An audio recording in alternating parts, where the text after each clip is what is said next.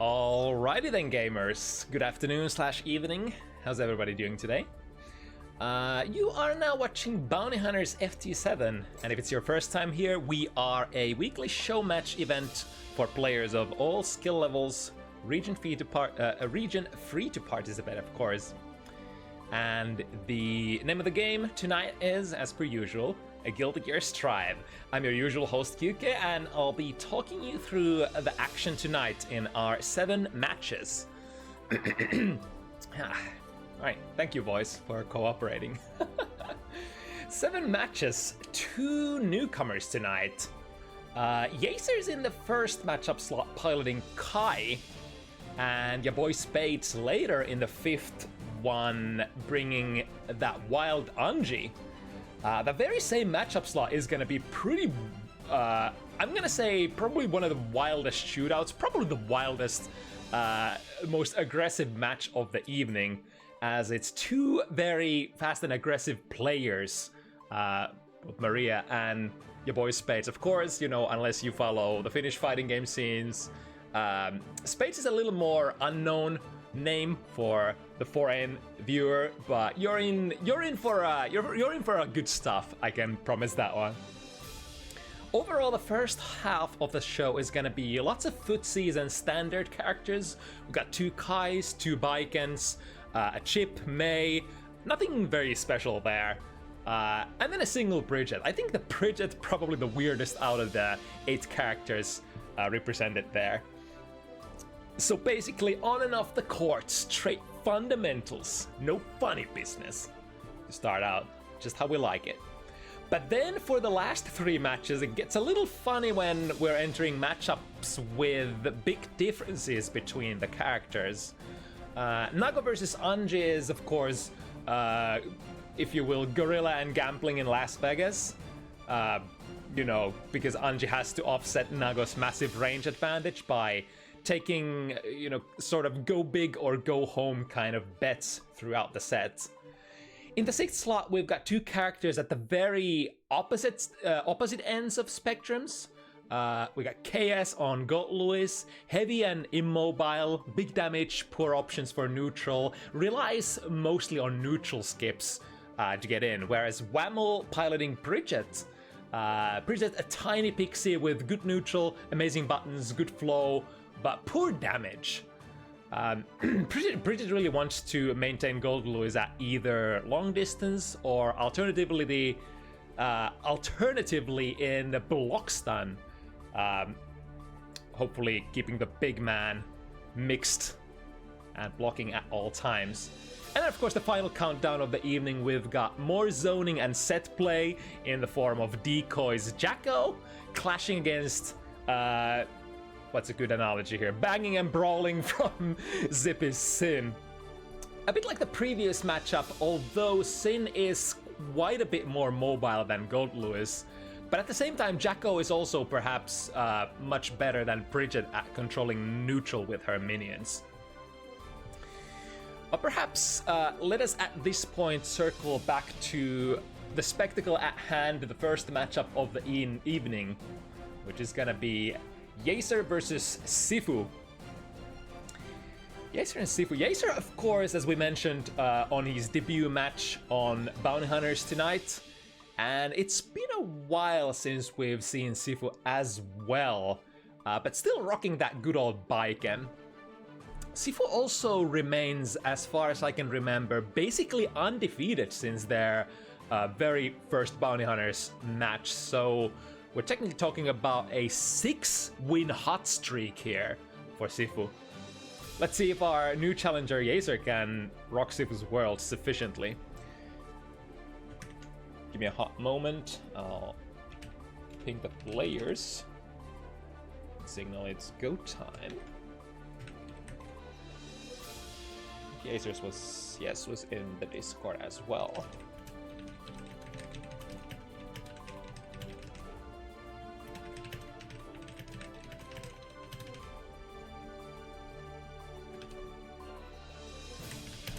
And let's get the ID as well.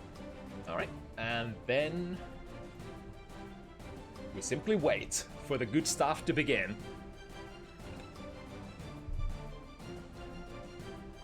2 Kais and 2 Bikens for the first half of the Bounty Hunters. Kai, of course, the picture-perfect poster boy, has basically access to almost any tool that you could, you know, desire from a standard character. Any tool that you would want in your toolkit as a standard character in Guilty Gear Strive. We got the far-reaching pokes, we got good hit confirms, especially in Season 3. Excellent, one of the best characters in the game for using Red Wild Assault, combined with, you know, the buffs on Far Slash that Kai got between the transition from Season 2 to Season 3. It's just perfect kind of kit to construct a Red Wild Assault character. And as a result of that, Kai was for a while one of the characters who could get the fully charged Wild Assault from his counter hits. I think that's been... Wait, was it from all heavy hits, actually?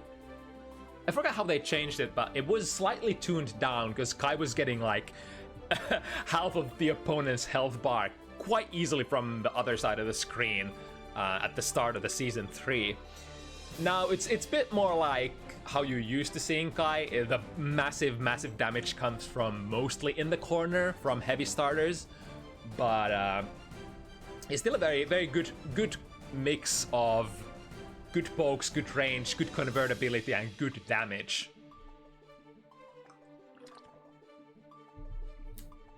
Of course, we have access to cool tools such as fireballs. Gonna be one of those things that can force the opponent to instant air dash at you. Although Biken players known to, you know, rely on those extremely good instant air dash options, such as instant air dash jump slash. Very common thing to, you know, common thing for Biken players to get things started.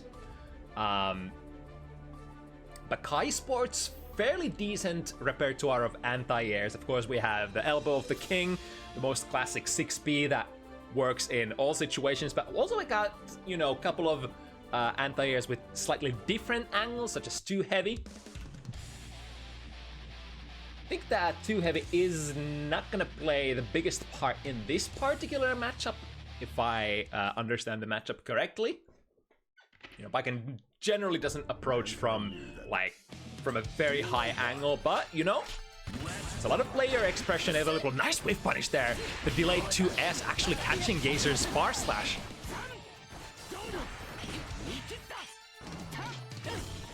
Both players looking for that first hit. Nice. Not quite the whiff punish, but still got into the opponent's guard.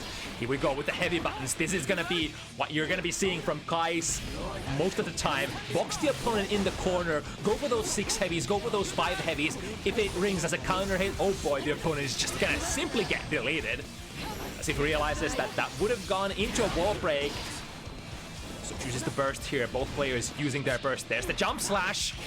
Not contested this time, but as the time goes by, the opponents or the players will gain insight into each other's habits. Dashing over. Fireball's nice angle for the jump slash, but not hit confirming it, unfortunately. It looked like a very far angle, and I guess Biken should have fairly decent far slash to hit confirm out of those. But overall, Biken's problem is that unless you have a really clean hit, a particular hit, it might be a little difficult to hit confirm some of her stuff. For example, that high angle jump slash that sifu was able to land there. The jump slash into Yozan, depending on the spacing and timing, might not go into much. Oh, there we go, jump heavy into a big counter, it goes into gun combo. Here we go, juggle, and that should be enough, yes! The cool new combos with the gun super bouncing the opponent back and forth. Available even on mid-screen. That kind of creates you, if you have 50 meters to spend, it creates you kind of a makeshift wall kind of a combo, bouncing the opponent back. Alright, here we go with the red wild assaults that we were talking about. Kai, of course. Ooh, there we go. Reversal parry, catching that 5k. That's an extremely good tool against Kai's 5k, which is one of the safest tools to create, you know, safe medias with. Sliding in there, getting the throw, and sifu getting the first win under their belt here.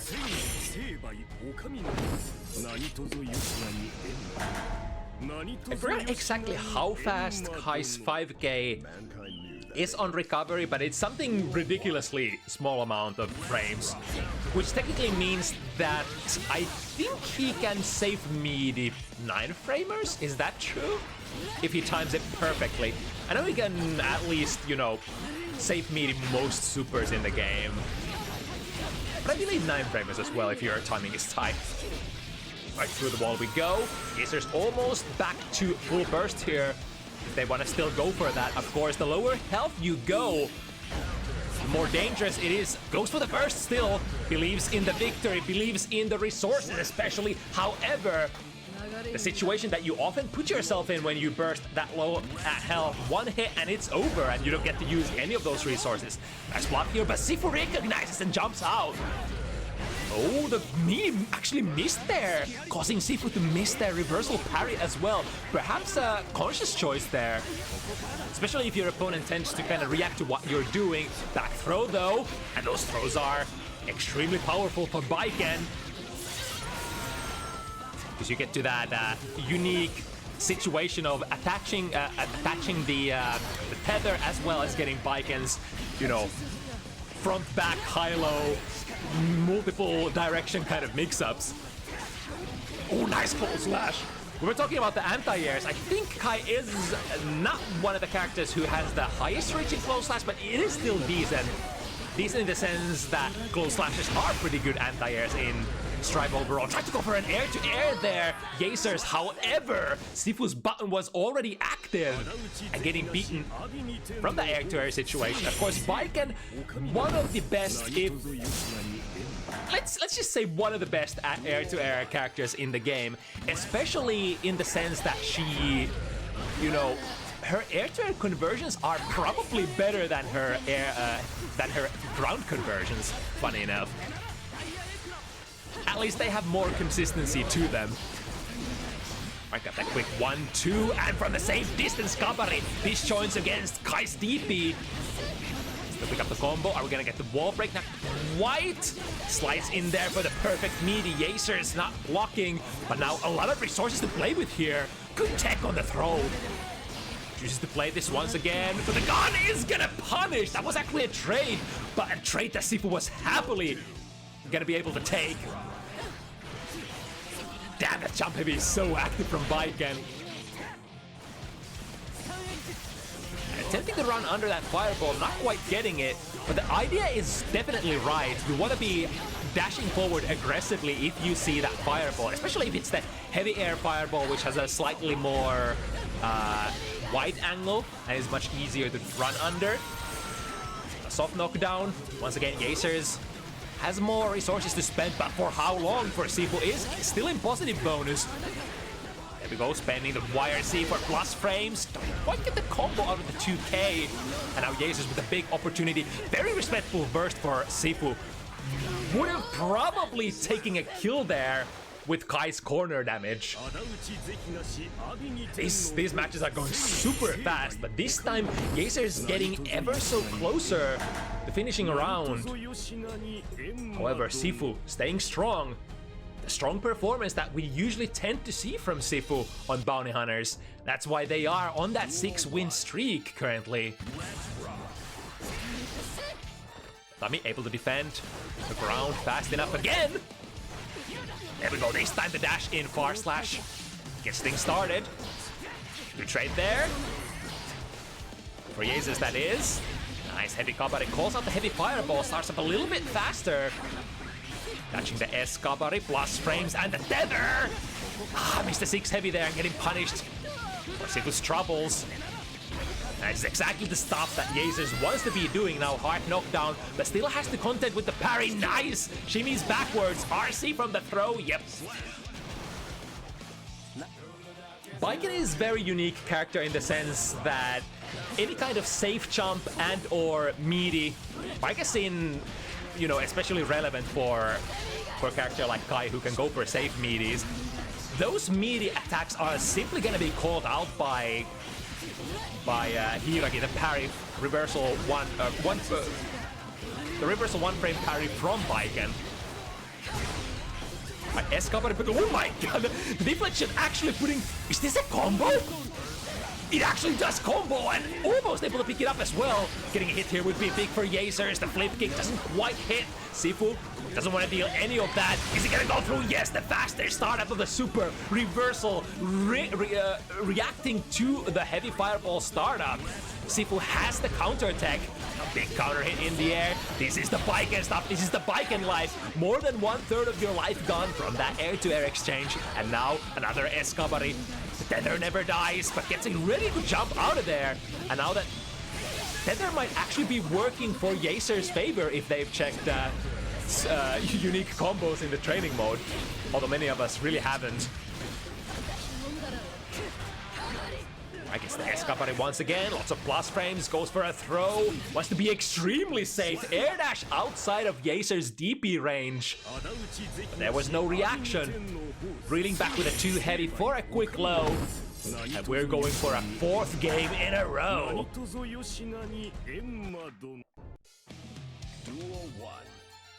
Yeah, I mean, why would you bring a sword to a gunfight? Your sword spits electricity, but my gun spits bullets. Or, I guess, cannonballs in this case. Whatever Baiken is pulling out of her sleeve. Right, tether, attached once again, gets a clean hit. That's gonna be a combo. Misses the forward slash pickup. Yasers does have full stick of butter here. That's gonna go over, and that's gonna be a true punish. Nice dash momentum jump. If you get a little too predictable with those supers, nice smash into a counter hit, making sure that we got the side switch into the throw. Yep.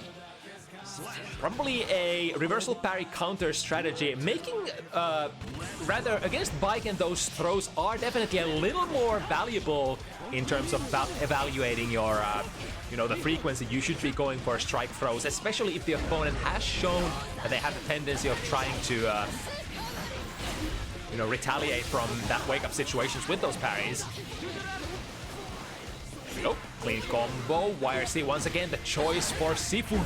Oh my goodness, clashing with the Escapade. Lots of disjoint for both of those, or I guess in DP's case, just straight up pure inbus. 1-2, pushing Yasers towards the corner. Whoa! The thing was already active. I didn't even recognize the frame there. But that was just a couple of frames after the flash of the purple RC. And bam, there it is. Right, DP out. We're going corner to corner here. Resets into the heavy fireball, electricity, and plus frames. Let's see if Sifu wants to burst here. Yes, indeed.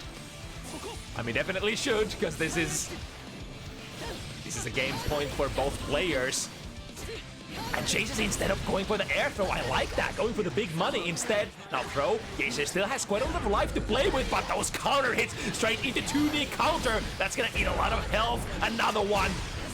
A difficult pickup, jump slash. Do we get it? Oh my god, actually gets it, but the final strike is not there. Jumps over the sacred edge and gets a jump slash. What a nail biter there at the end. And it's not even the last round. Or rather, last game, 5-0 though for Sifu. As good of a performance that Yasers has put on table so far, it's once again lacking that last bit of push there. Last hits to finish the rounds, ever so important, and twice in a row as well. Once is not good enough. And with the defensive position, I really like Yasers' movement here. He's kind of ready to react to whatever Sifu wants to represent. Kind of boxing in the corner is I guess the term we are using in the industry. When you simply don't commit immediately and go in with your, close range pressure, you're kind of a couple of character lengths away and waiting if they want to air dash out of the corner, jump out of the corner, or if they represent something extremely slow on recovery. Oh, nice! Using the tether! Pulling themselves behind Sifu there.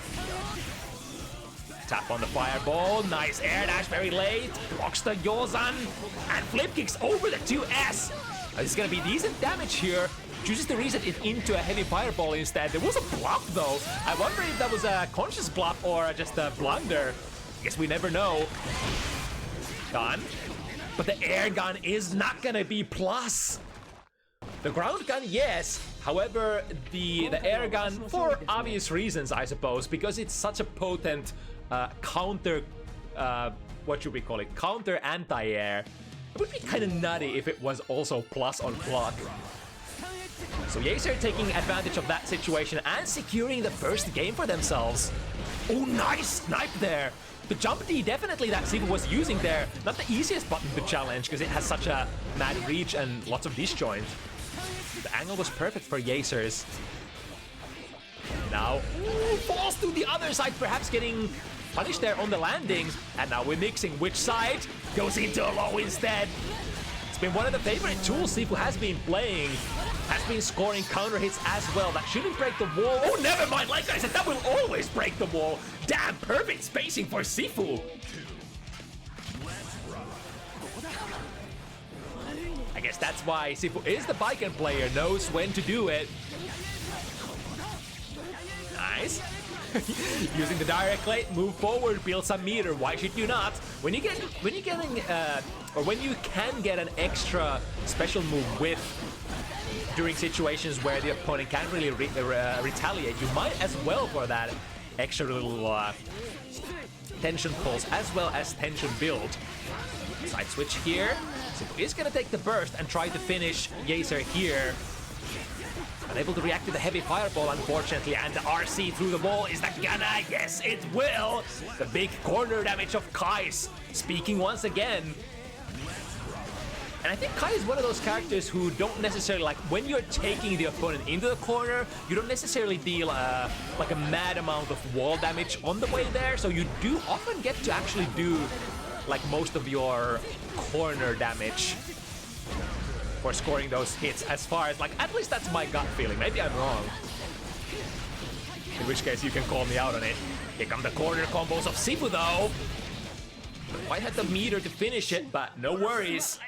Once again, taking the prospective game away from Yasers. sifu moving to the 6 points here very early into this set. It's been very dominant performance for sifu so far.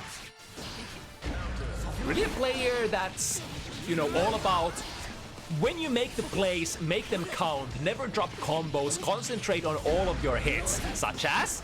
Oh, that was a very strange angle.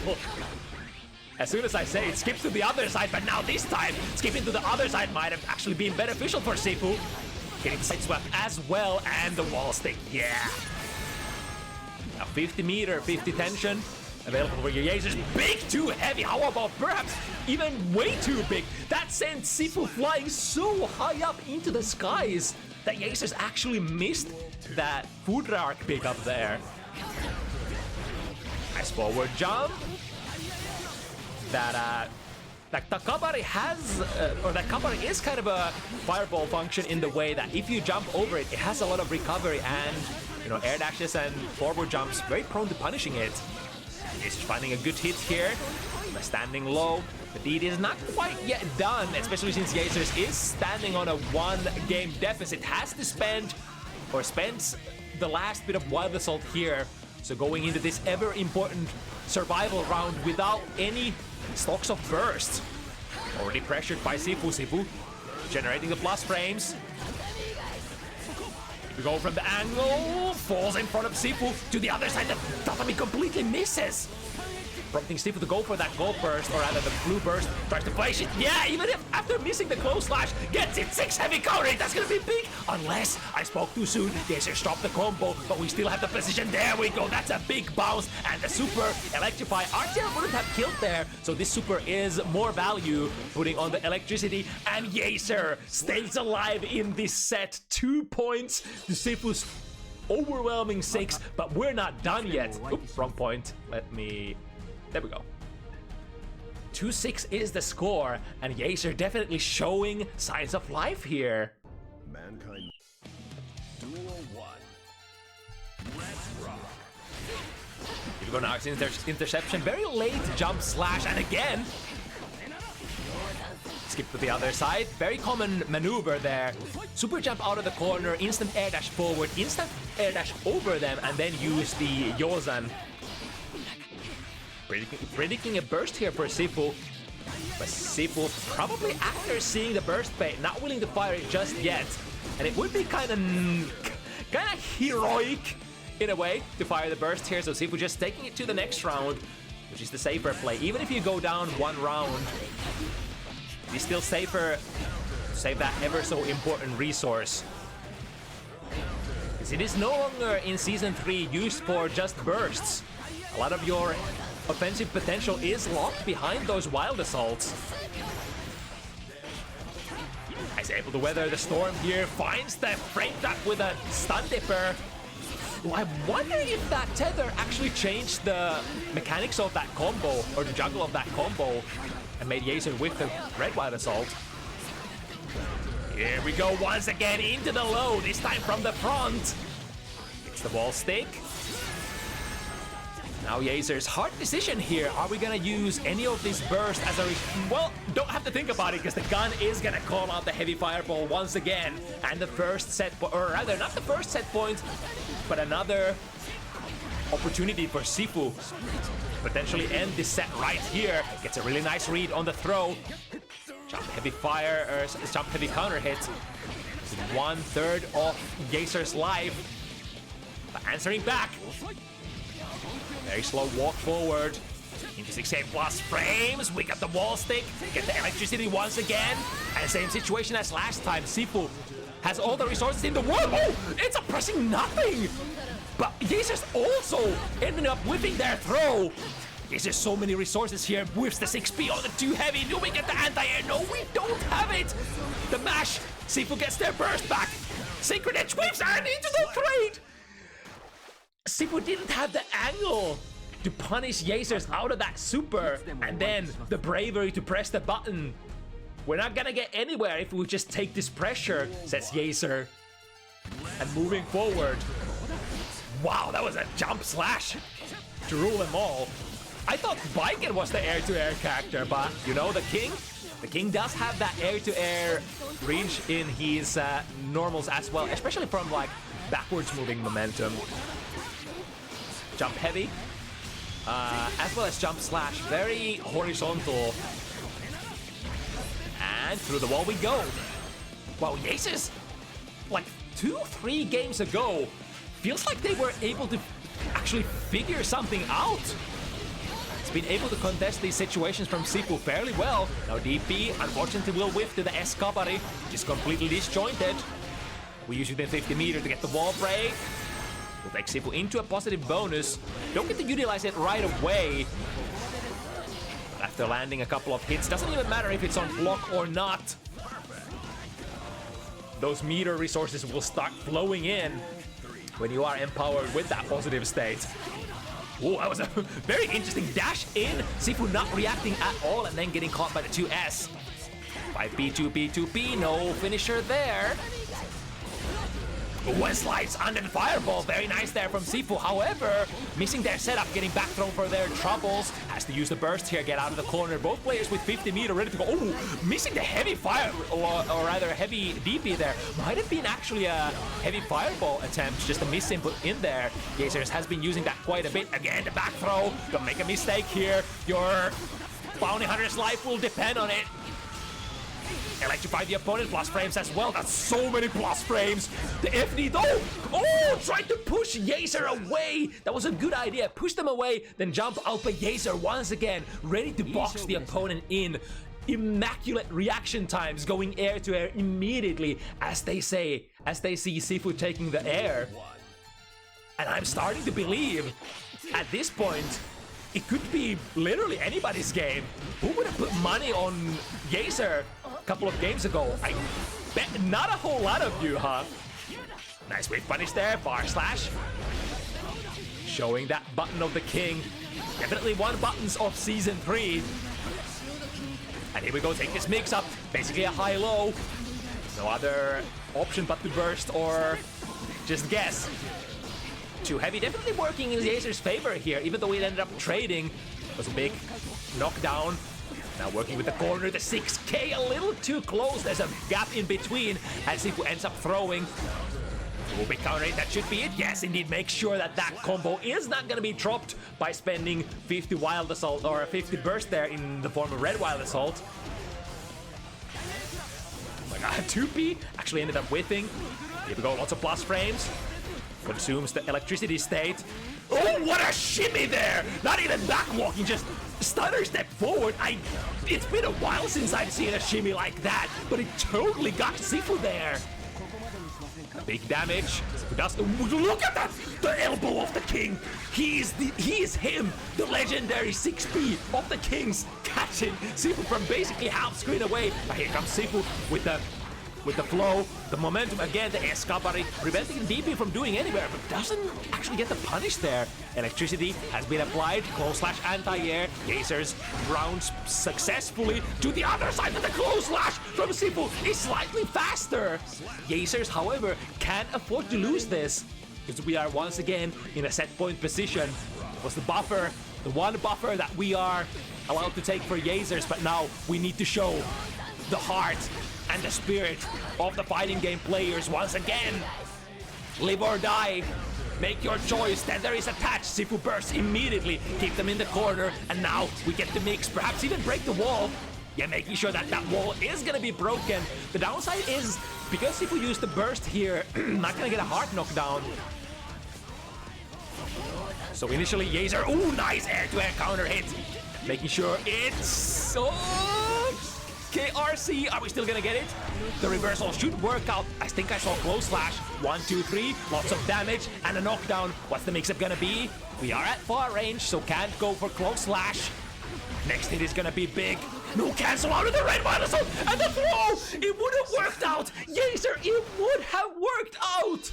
But I think the idea was probably to cancel something after the red wild assault and then dig into a throw. But alas, if you don't cancel that wild assault, it's gonna push the opponent so far away and you're gonna lose a lot of your momentum sliding forward. And so that is written. Good run back attempt from Yasers on their initial or their debut match on Bounty Hunters, but still Sifu is gonna maintain their win streak by just that sliver of what's the how does the saying go? Sliver of their teeth? Or I don't know. Just barely.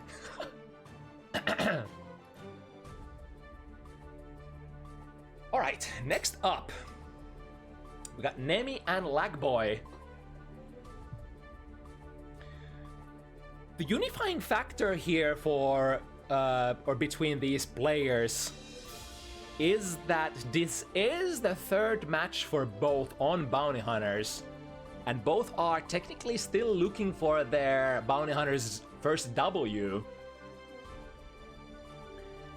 That does mean that one of them will walk away from this with a redemption arc of sorts fulfilled, while one has to go back to the drawing board, to the cruel realities of the competitive gaming scene.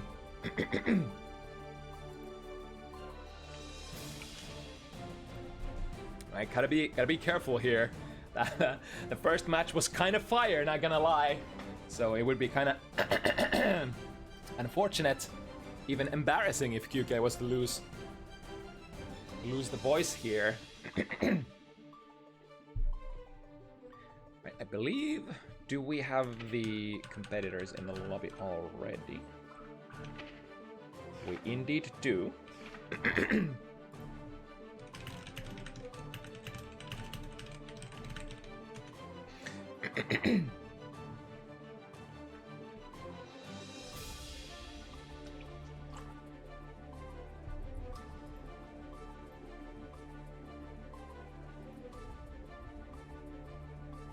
So Nemi representing France, LagBoy,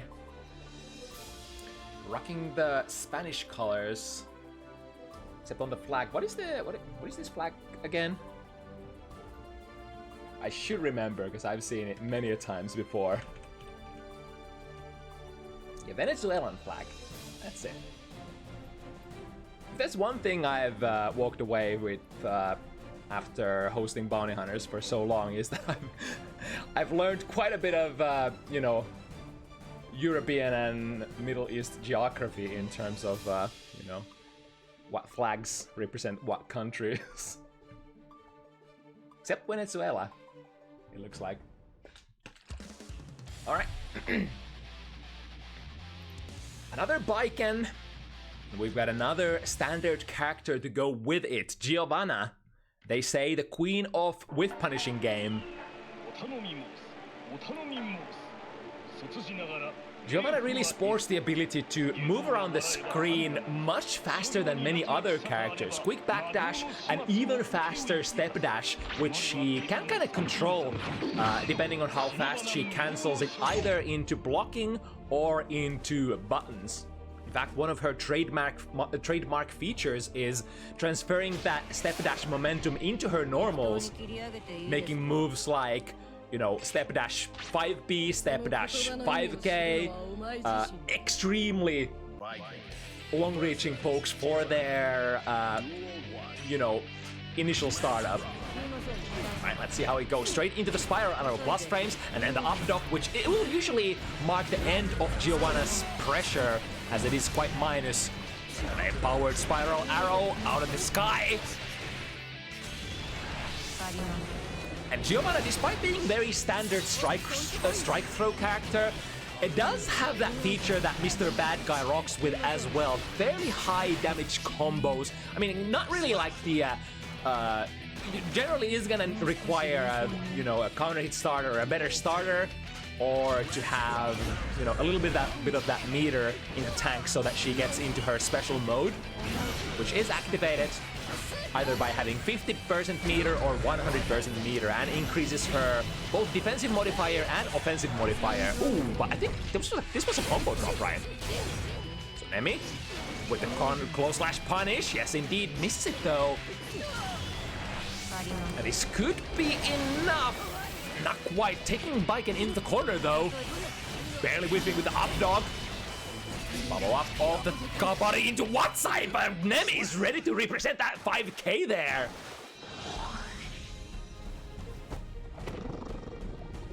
Alrighty. Another fast-paced match on the horizon. Yeah, going back to the lobby now. Let's see what the what the players wanted to switch. Maybe a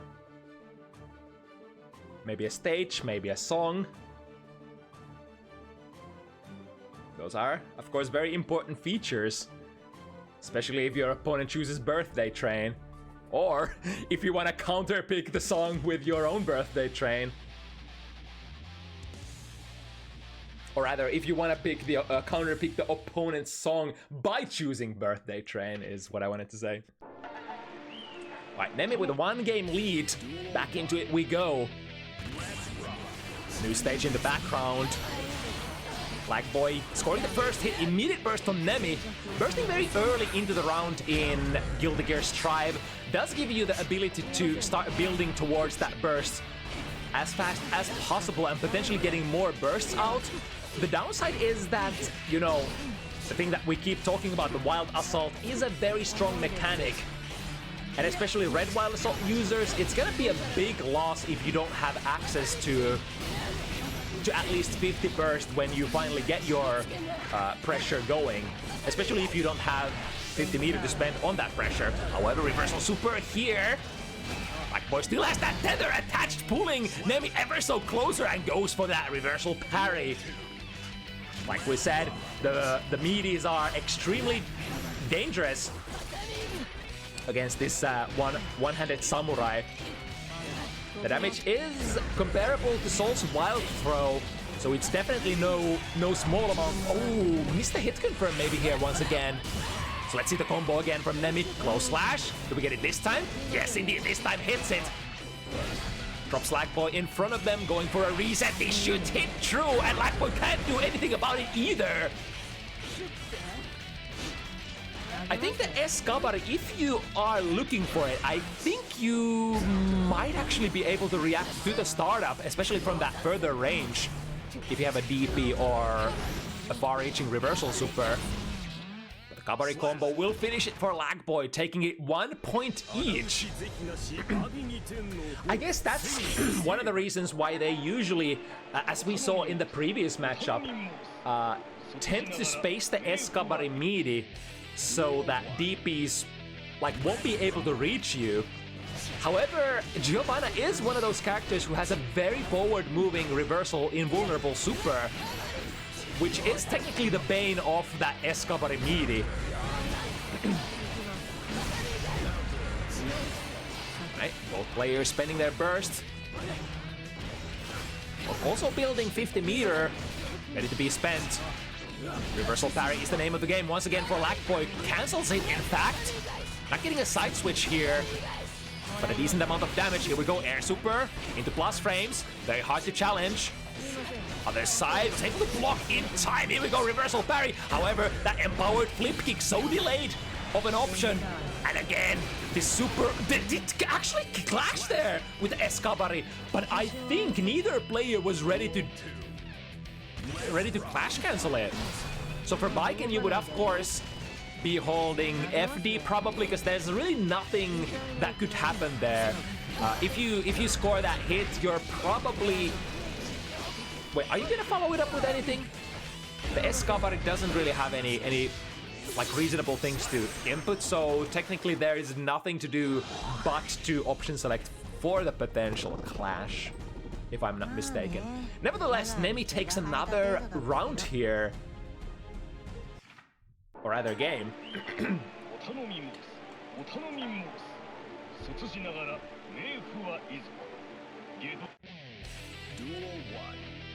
She, that was one thing I was thinking as well. Probably should be able to parry the incoming super.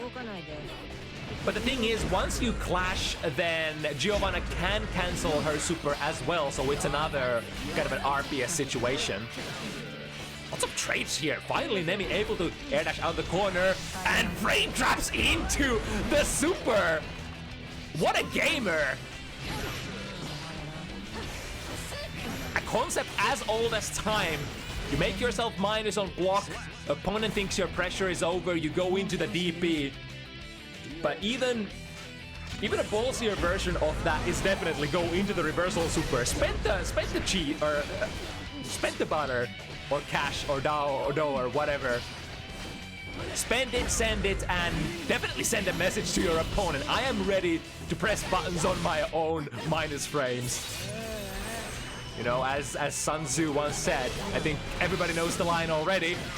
Trades back and forth, the same situation, trading twice. Then Nemi ends up running herself into the... Oh my god, that was a...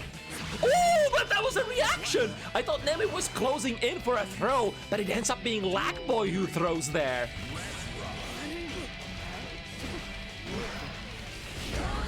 Here we go, Yosan cleaving the screen back and forth, and now securing LagBoy a pressure situation.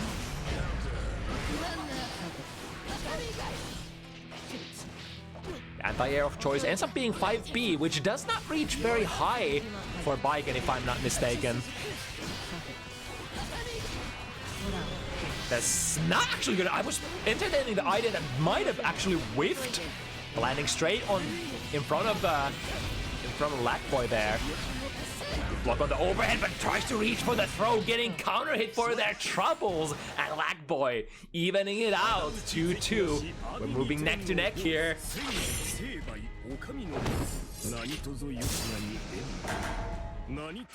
War is based.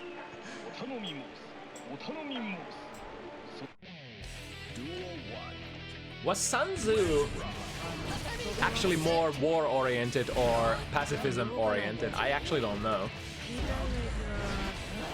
I would imagine the former, due to, you know, being a great military strategy-oriented person. There we go. Oh, got a little too much launch there. Actually launching themselves to the other side with 6B and getting the combo as well. Missing the finisher there at the end, allowing LagBoy to recover. But this situation once again, and it's not gonna clash from this distance. Remember, the clash only happens if there's a certain amount of distance between the two characters, so we usually would have to be around half screen away. The spacing on the escapade for the clash to happen, I wanna say, on a gut feeling. Go into the close slash. The close slash pressure for Giovanna, of course, one of the most dangerous, one of the most what's a good adjective here? One of the most explosive in the game. Look at that! That's a kill the gear 6B if I've ever seen one.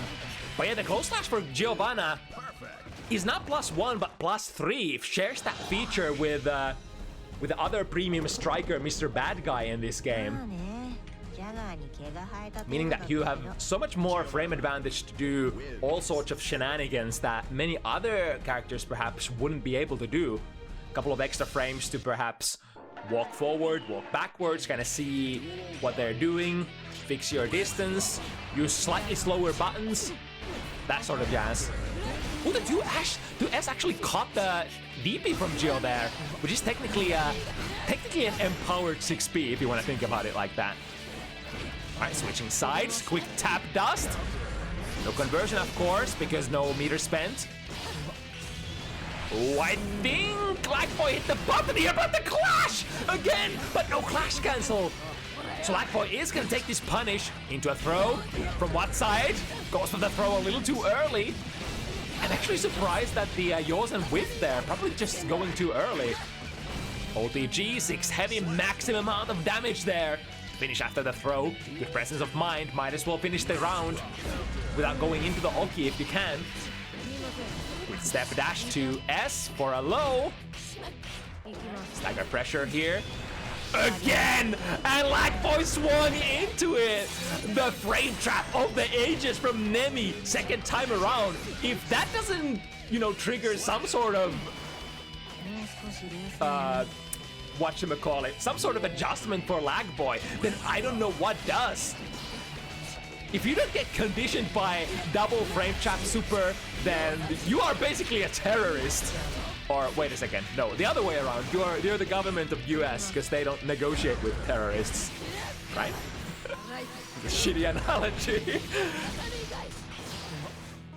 Right, Nemi has the 50 meter, goes into the super. Knocks them out of the sky, the frame trap into red while assault into decent amount of damage. Not taking the wall break here, probably premeditated choice. Goes for the meaty too early, which makes it a miss against that reversal parry. Another probably premeditated conscious choice here to fake out the parry attempt from LagBoy. And Nemi is gonna move 2 games up on LagBoy here. Moving into the mid game, if there ever was such in fighting game sets. What is this, MOBA? Alright, into the throw. And a fully charged 5D. Might as well check them at this point. Are they ready to react to the overheads? Plus frames out of the up or out of the air dog. Up dog, air dog, hot dog. Conversion out of the S or the heavy covering follow-up. No hard knockdown though. So won't be able to run it. Oh, and the punish! Yeah, actually got the close slash there. The gun super is definitely one of those tools that, good call out, good anti stuff, but if you miss it, oh baby, you're gonna get punished big. No exploding here from the round start. Red Wild Assault users, we know how much it hurts. Them, of course, not us. That was very interesting. So the tatami mat took Nemi out of that super, but didn't put LagBoy very advantageous there, I think. There we go. Gonna call out the super this time and no way to cancel it. Being very patient as well. It is a very common feature in fighting games, especially Arxis fighting games. If you rush into those supers, if you make them whiff and they keep whiffing to the other side, it's very common for you to kind of shove yourself into the super hitbox prematurely. So let me just take it extremely comfy and easy here, not risking anything. And after the super is over, take the close slash punish and, take the round. To the other side, nice dash momentum jump. Again, DP from Giovanna has been called out by the S buttons of LagBoy. It's in the air, very nice conversion. This is gonna go into a wall break, and no, never mind. It's a mix-up situation, but good block there from Nemi. Stands up and blocks the TKOs, and once again, the delayed meaty plays the matchup. They've seen LagBoy really loves to wake up with that reversal parry, and who wouldn't? It is a very strong tool. And both players whipping the S button, or rather the P buttons, or the light buttons. But it is at the end, LagBoy who gets the last touch. 6P works out against that. I think it was bar slash coming in from Nemi, if I saw correctly. Hypers have been used. Next hit is potentially gonna be big. Tatami overhead has the 50 meters spent here. Out of the instant overhead option, wall stick. Yes, indeed. Perfect spacing, perfect routing.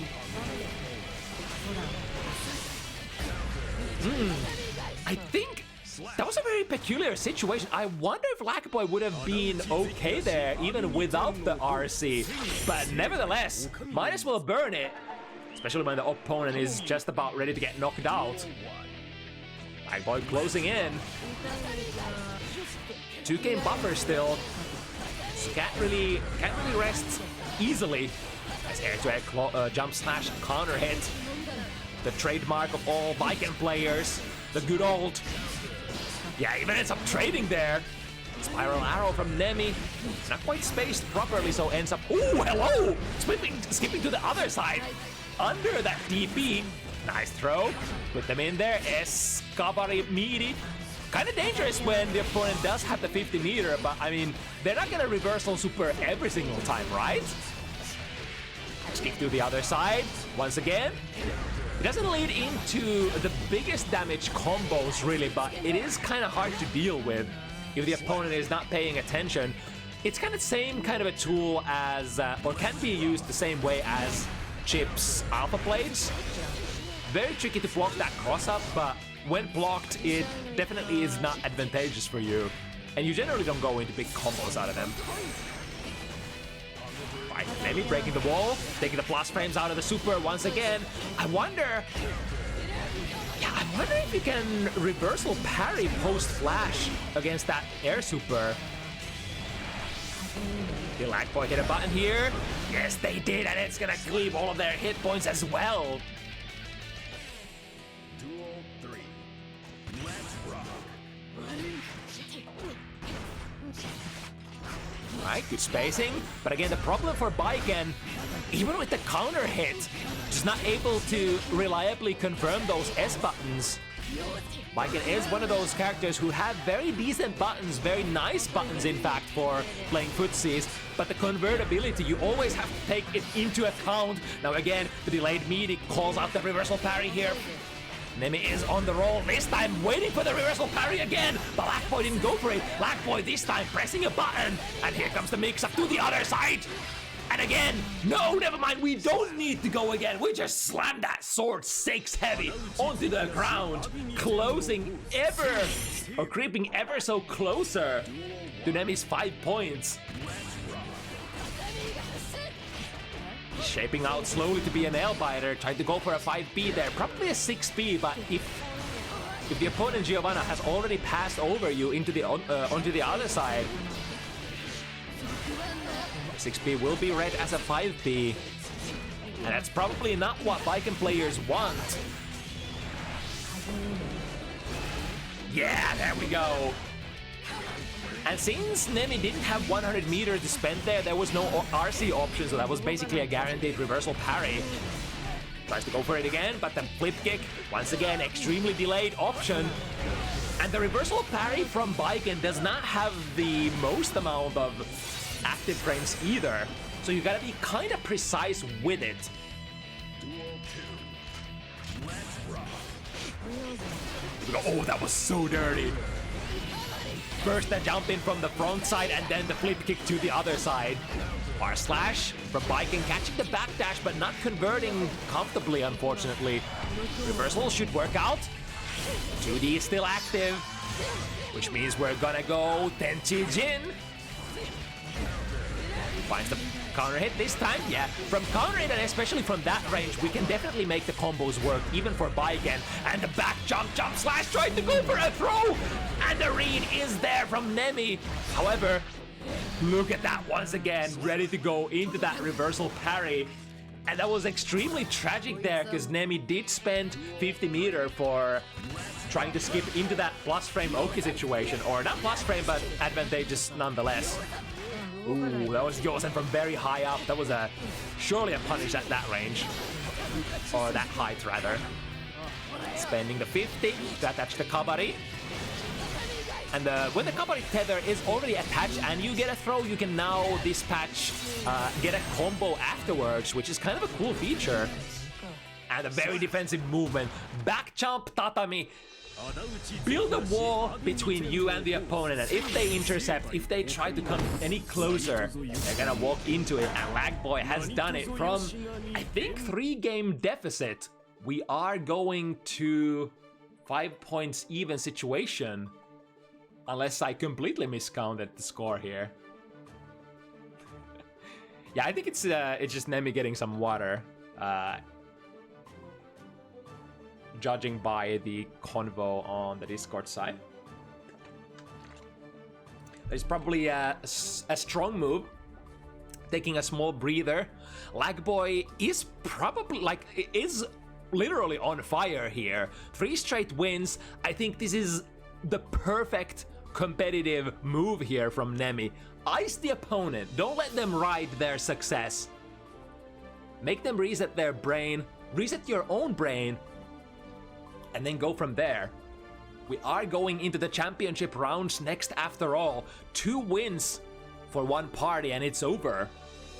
It is basically a double elimination bracket, FT2 from here on out. The data has been collected. We've seen the reversal parries, we've seen the baits, we've seen the cross-ups from both characters. Now it's time to put all of that into motion. But it does go both ways. Not only do you remember the options that your opponent played, generally your opponent remembers the option that they played as well and how you responded. It's a very deep kind of RPS game, fighting games, with an added layer of execution stacked on top of that rock, paper, scissors minigame. It's kind of like rock, paper, scissors with execution, isn't it? You know, I would love to play my rock, but I quite haven't learned to play my rock yet. So I gotta practice it, gotta polish up that execution so that I can throw the most clean rock ever seen in the history of fighting games. Right, passing each other, the spiral arrow on block, generating plus frames for Nemi. Needed burst there after that 2 S rings as a counter hit. Probably not a bad idea. As from that range, the S buttons from Baiken would definitely convert. Back throw. LagBoy doesn't want to risk getting wall broken. Tech. The tech is thrown, or rather the throw is teched. Now boxing. Waiting to happen. Nemi committed though.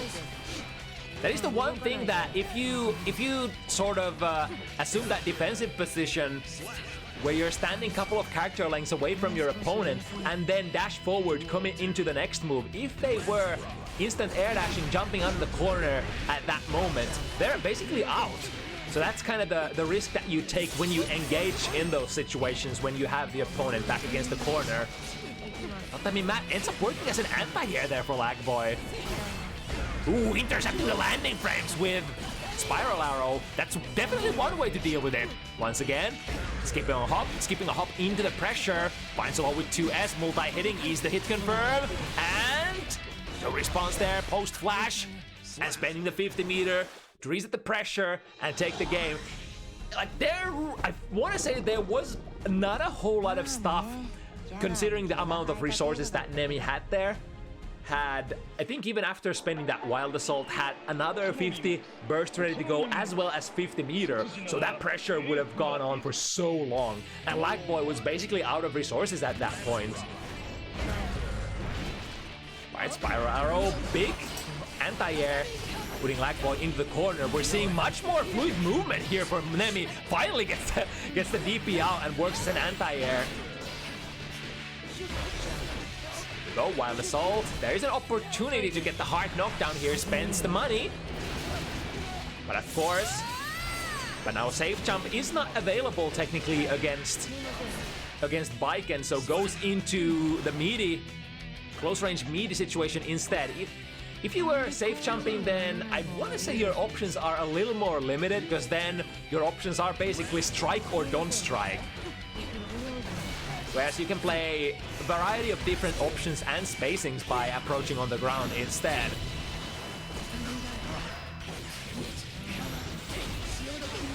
Alright, spend the 50 meter, guarantee the wall break.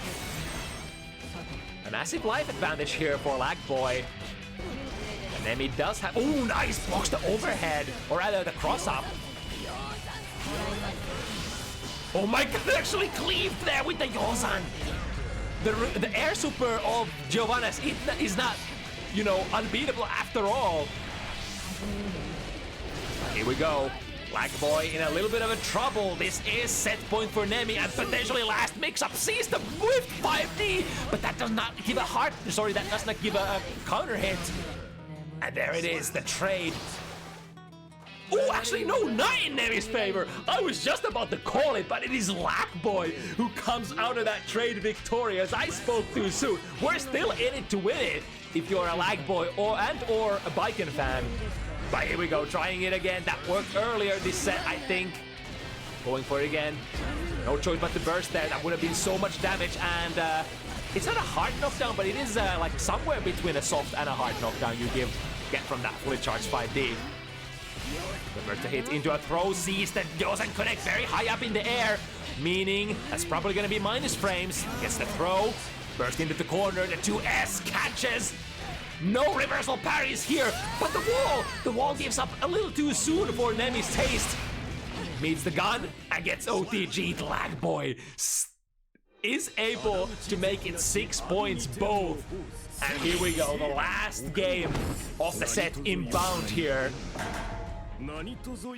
Ladies and gentlemen, this is where it culminates too.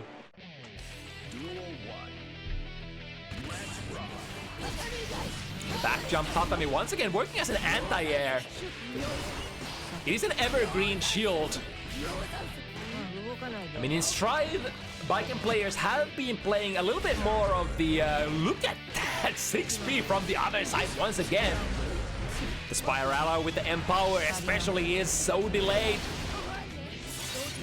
The parry frames just don't extend far enough, and here comes Nemi, finds the low, finds the conversion, and moves on to the set point position first. Empowered by the red dog. We need one more. LagBoy finds the hit. That was an immediate burst. Lots of blast frames here. That was an empowered spiral arrow and an air hit. On top of that, pretty good reaction. Sees the jump in place. The jump slash is anti-aired. And then the subsequent combo, breaking the wall, hard knockdown. Potentially one more mix-up. Gong burst. Here we go. Lots of resources coming in for LagBoy. We got the combos. Yes, indeed, this is definitely not the time to be dropping combos, and LagBoy doesn't come even close. Nemi, look at the resources though. Full burst, full tension. Has to spend it. Jumps over. The super actually ends up whiffing. A no killing combo. 6P into up dog. Will take it home for Nemi. The very early 3-game lead from Nemi.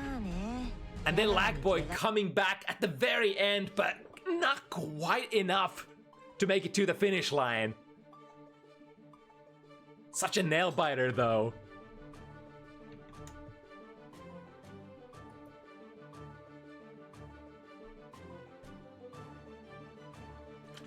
Alright, good stuff. We leave the Baiken sets of the week behind with that, and moving on to other matchups We do have another Kai coming up next though, in the form of Drowsy.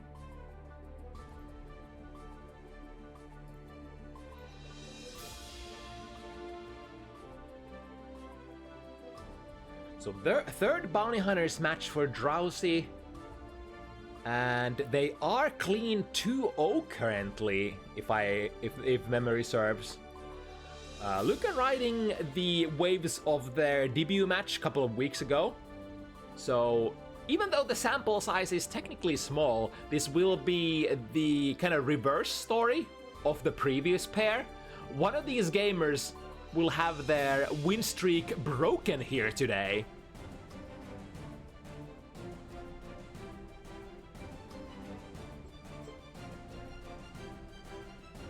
This time, of course, Kai is not going to be the player enjoying the most range, although not too much behind Bridget either. And Kai does have a lot of, special tools for dealing with Bridget as well. Stun Dipper, one of the most low-profiling, one of the fastest approaching low-profile move, go under a lot of stuff.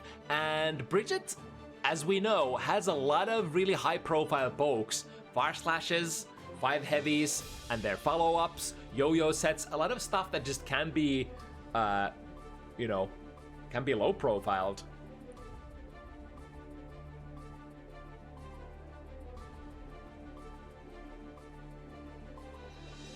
And then the fireball options. Kai has the standard fireballs, whereas Bridget is more of a set play fireball character. You do have your fireball potentially available on the way out, the yo-yo toss, which can also be used as a passive version, the yo-yo set, which does give you a hitbox as the yo-yo comes back, which kind of like doubles. Instead of giving away the extremely strong fireball function initially, you double up as setting up a situation where your opponent has to be worried about where they are on the screen in the next couple of seconds. Because technically, once Bridget sets her yo-yo, you want to be in a position where you avoid the yo-yo coming back, but you would also like to avoid the rolling movement that Bridget can go into just before the yo-yo starts traveling back to her. Duel 1. Let's rock. White scoring the first counter hit off the set. Not getting the value with the red violent assault. Oh, that's big! Yeah. Luca definitely knows the air-to-air, or rather the air hit out of Foudre Arc. One of the nastiest counter hits, or the nastiest combo starters that Kai has in his repertoire. Spend the 50 meter, get the mix up. Mix up rings true. Find the low. This is the Bridget gameplay. Not the highest amount of damage available, but you basically have to guess for an Eno-like mix-up every single time that she has that yo-yo set and can go into rolling movement. Ooh, but here's another very legendary maneuver from Kai players. Use Stun Dipper and then delay as much as you can. Try to give them a couple of frames to press a button and then go for the very late PRC at the very end. And try to catch them with a big button. Yeah, here we go. Then a yo-yo set. Have to be really careful what buttons you're poking the opponent with. Technically, if the yo-yo is gonna be coming back in a couple of frames, you can't really poke with a grounded button a lot of the time. Because you will be just combo broken by the yo-yo, and then Bridget gets a combo and or a mix-up, and then you're in deep trouble. However, switching sides there from the Roger Drive RC. Damn it, it still keeps going? Bridget is definitely one of the characters with best corner carry potential in the game. If not the best. I mean, we have Happy Chaos in the game, so perhaps we shouldn't crown her the queen of that feature. Right, drifting forward, wants to keep the pressure alive. However, the 5D counter hit into the cash out. Luca starts it up very strong. Cleaves both rounds. And ready to show some more tricks where that came from. Whipping a 5B there and getting a reaction out of Luca. Here we go, the jump D. Basically works as jump D. There's a lot of similarities, or there are a lot of similarities between Bridget and and how they structure their mix-ups. Oh, this time missing the jump D. Could have been on purpose. There are a lot of different kind of layers. These set play heavy characters. And I guess the worst thing would be falling onto your, like, especially as a very varied kind of set play character, the worst thing would be if you just get too predictable, if you fall on the same mix-ups every single time. That kind of puts your opponent in a place where even if they do have to guess, they know what they're guessing for. But representing like different kinds of even just same mix-up but different looking mix-up, maybe from different buttons, that gets you really, really far in fighting games. 6B into rolling movement.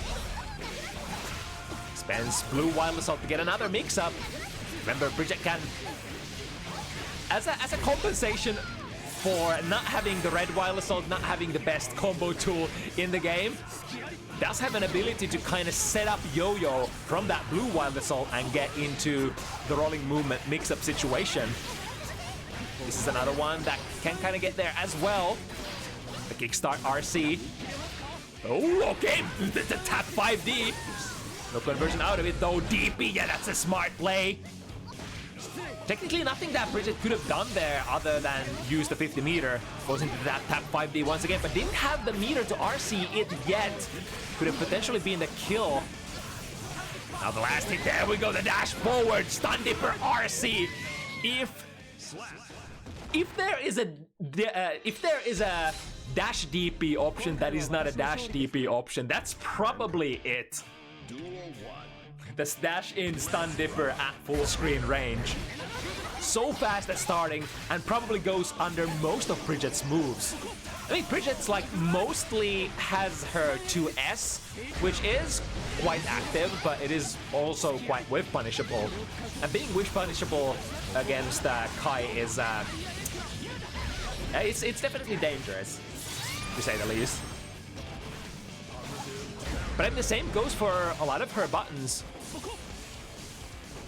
2S is a slightly differently whiff punishable than her like far range pokes, because generally, to whiff punish 2S, you would have to do like your very standard fighting game stuff, whereas to whiff punish far slash or 5 heavies, you'd probably have to be airborne for most characters. I guess Kai can probably find the whiff punish with a stun dipper. Right, lots of blast frames from that flip kick, especially since electricity was applied. Nice read from Luca. Jumps out before the second food rearc comes out. And with just a sliver of health left to spend, that was a really tricky situation to get out of for Luca. Electricity applied. Once that is applied, there's always the threat of flip kick producing lots of blast frames and a mix-up situation for Kai. Nice, the FRC into the command grab. Really hard to react to. Especially when doing the Rock the Baby command grab from air normals, it becomes really hard to see because the startup kind of looks like an air normal in itself. Especially when you come like gatling into it from other air normals. Alright, Luca once again takes one game lead. 2-1 here. Very early to the set. Nice, gets a big counter hit with 6B. Immediate burst from Luca. Drowsy also wanting to avoid getting cornered. Spending their burst. Ooh, the angle on that. Was that close slash? Ooh, sees it. Yeah, this time I think might have actually tried to DP there. Ends up whipping something on the ground. But I really like it. Luca did remember that situation that they did get heavy DP there previously. So this time RC and avoiding that from happening again. Sacred Edge, able to jump over, but then landing into a very disadvantageous air to ground situation. The recovery on that Sacred Edge is pretty fast after all. I wonder, so the heavy fireball Oki for Kai should probably be DPable for Bridget, if you can kind of react to it. Is it? I think Starship should reach far enough. Maybe. That's a solid maybe. I guess we'll see if that option gets represented in this set later. Alright, running with the mix-up once again. That's a yo-yo toss, so no yo-yo coming back.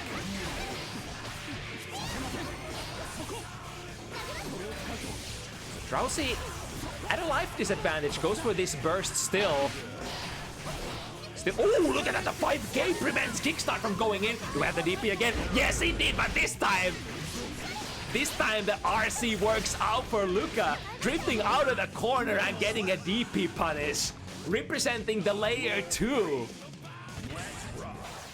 That's one of the cool features that I've liked from Luca, is that they definitely look at what's happening on the screen. I say that, and the fully charged 5D comes in. Quick ender, and that is technically a hard knockdown, isn't it? If you get the finish sequence. Alright, yo-yo coming back soon, switching sides. Drowsy has a very sizable life lead here, but for how long? Also a question, when are we gonna spend our burst? Saving the burst, of course, would be big for Luca, because then they can use it for red wild assault conversions. For example, if Luca gets a hit here, oh, the bait!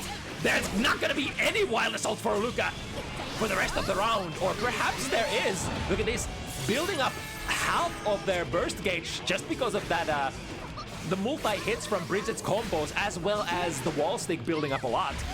There we go. It ends up being OTG though! A tragedy. Drowsy would have probably had that otherwise. Anti-air, goes air to air, but that's very dangerous. The jump slash from Luca coming through. I know that from first-hand experience.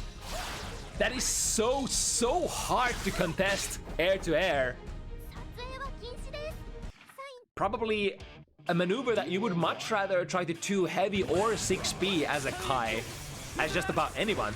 Right, plus frames. Oh my goodness. Gold burst punishing the recovery frames of Luca there. Back throw. Need to set it up. Yeah, make it burst safe as well. Sorry, the DP safe as well. Finds a hit with the multi-hitting jump slash. Into. Set it up again. Yeah, and especially if your opponent understands the situation, the blue RC on block, they know that they technically can't churn any kind of DP there. It is like, if you yo-yo set and then go for a 2k as fast as possible, that's gonna be an airtight string. So if you're trying to churn a reversal, you're basically getting caught low if your input is, at the moment, doing something other than low blocking. Alright, the cash out here. This ain't gonna be a kill quite yet. But I think Bridget in this matchup is completely fine going back to neutral. I mean, probably won't go... Ooh, still got the throw! Recognize that the far slash active frame was not coming out just yet. There was at least 2 frames of a gap there still. Or perhaps just hoping so. Ooh, that's a big starter though. Drowsy, unfortunate drop. 6B and works from the wrong side, or perhaps from the other point of view, from the exactly right side for Luca. That 6B has an extremely good reach, especially, I think, especially vertically. So it works extremely well against players who are coming from sort of from an above angle. All right, 1-2. Another one, this time using the red wild assault. And we're gonna make sure that we get the wall stick this time. Not spending the remaining 50 burst for a hard knockdown here is the choice for Drowsy.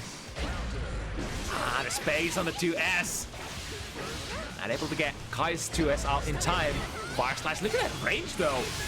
Get a load of this. if my far slash is not good enough, I'm gonna spend a 50 and make sure that you're not gonna do anything there.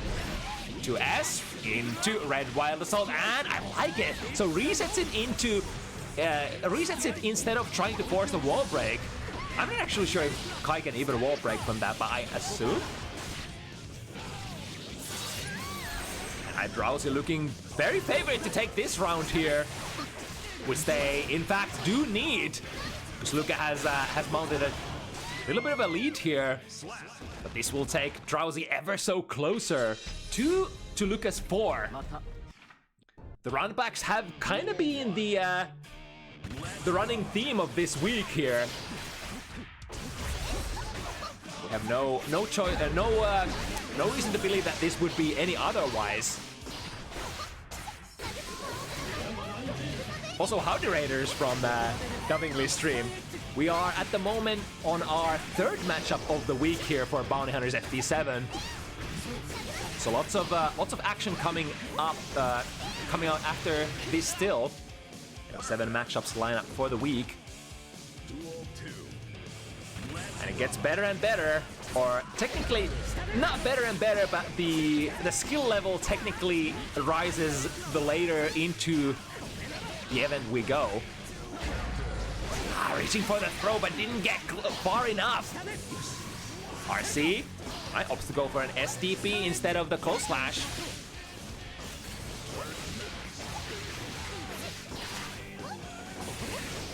Ooh, the yo-yo was still coming back, so breaking Drowsy out of their S Fireball. And now with the corner, making sure that this mix-up is jammed in and jam it in. They do. Denying the immediate burst from Drowsy as well. DP is the name of the game here. Without RC even. That was a very, very brave kind of a move. I think Luca did have the meter to make the DP RC happen. But I pressed the button too many times. Was that the 5th or the 6th game here for Luca? I think that was the 5th, right?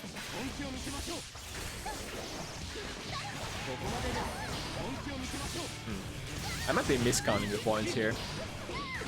It's the age-old story. My keyboard is broken, so I get triple and double taps. Alright, this time able to react to it and stands up to block the fully charged 5D. No shenanigans for you. And here we go, the delayed momentum of the jump D. The same mix-up that you can get as Ino. Walking the dog backwards and then exploding forwards. There we go. There's the air rock the baby that we were talking about early. Yeah, I think it was 5th as well, so that would mean we reduce 1 from Luca. Alright, good punish there. 2K2D, set it up. Let's see if Drowsy is willing to spend the burst yet. They would really love to take the burst to next round if possible, or perhaps get a... Oh, there comes the DP again! The S this time! Lots of blast frames, into a dig throw we go. Just to convert it with an FRC, however... dropping it and losing the opportunity. From the kickstart, RC, both players dropping a lot of stuff. However, the blue RC throw once again at the end of the round. Luca reaches the 6 point now. Drowsy finds a big counter hit that was definitely gonna lead into Wild Assault. Luca ends up bursting before that happens. Takes the burst here. No Wild Assault's gonna happen for a while. Break the wall with a Roger. And now what's next? Safe jump into... I wonder that landed a little... Does that not work as a... I know that Bridget has like some difficulties with her safe jumps compared to some other characters. So those difficulties might be showing here on the hard knockdown wall break situation. Roger, secure plus frames with the RC. Keep the pressure going. Drowsy does have the meter to make a lot of plays, but no blue burst to get out of this one. And this will be technically the first set point of this set. Yo-yo toss. So no hitbox is coming back. Go gets hit again after the blue wild assault, which is exactly what you would love to do as Bridget player. That's gonna build some extra risk, and then the follow-up combo is gonna do just that much extra damage as well. Rolling movement, tried to go for a DP, but the angle was completely wrong this time around.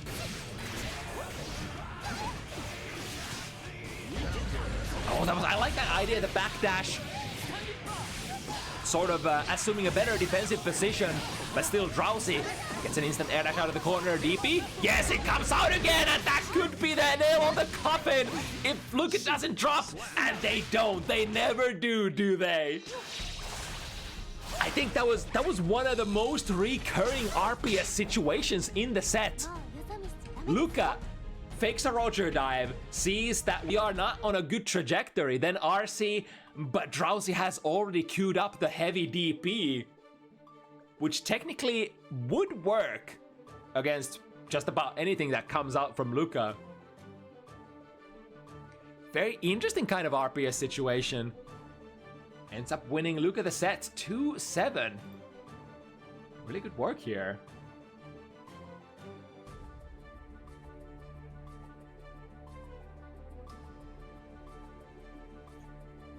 Right, the last pair of standard characters, or rather, I guess standard-ish characters and very standard-ish matchup as well. After this, we're gonna go into the weird stuff. But Chip versus Mei, fairly classic and standard. Mei, of course, one of the strike throw characters in the game. Very high damage, good normals, great mobility, but same can be said about our ninja here, Chip Zanov.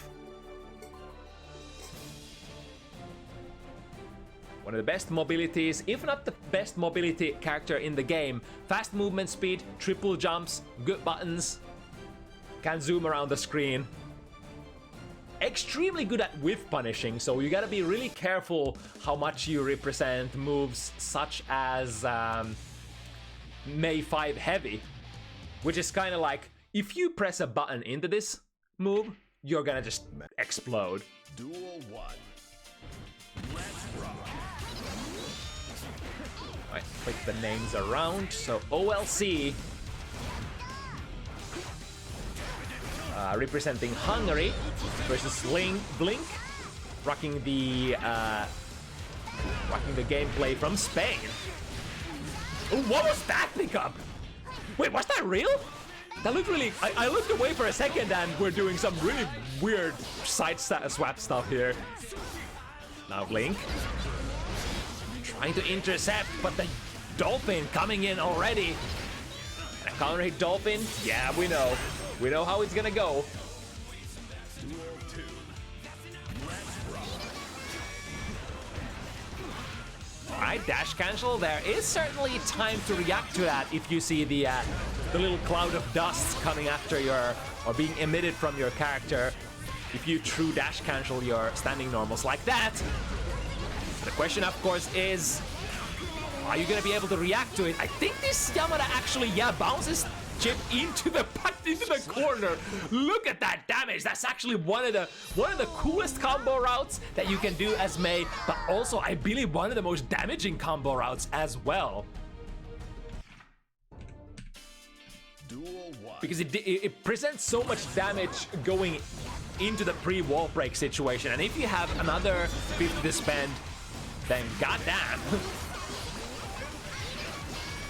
And it's really amplified on Chip Zanov as well, because this is like technically, oh, there's the 5 heavy that we were talking about. A little too far to go into full conversion, so I believe that was a reset there.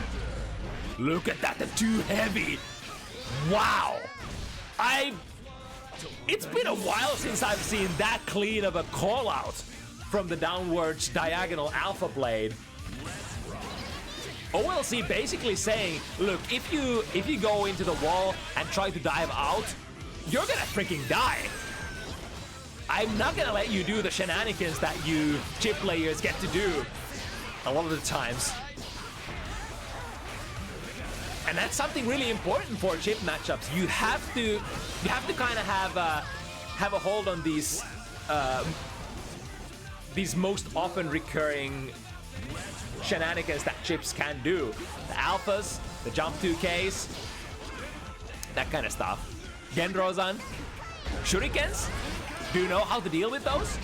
Oh, okay, gets a counter hit. Not quite able to convert, but moving towards the corner. OLC, ready to explode once again. Super.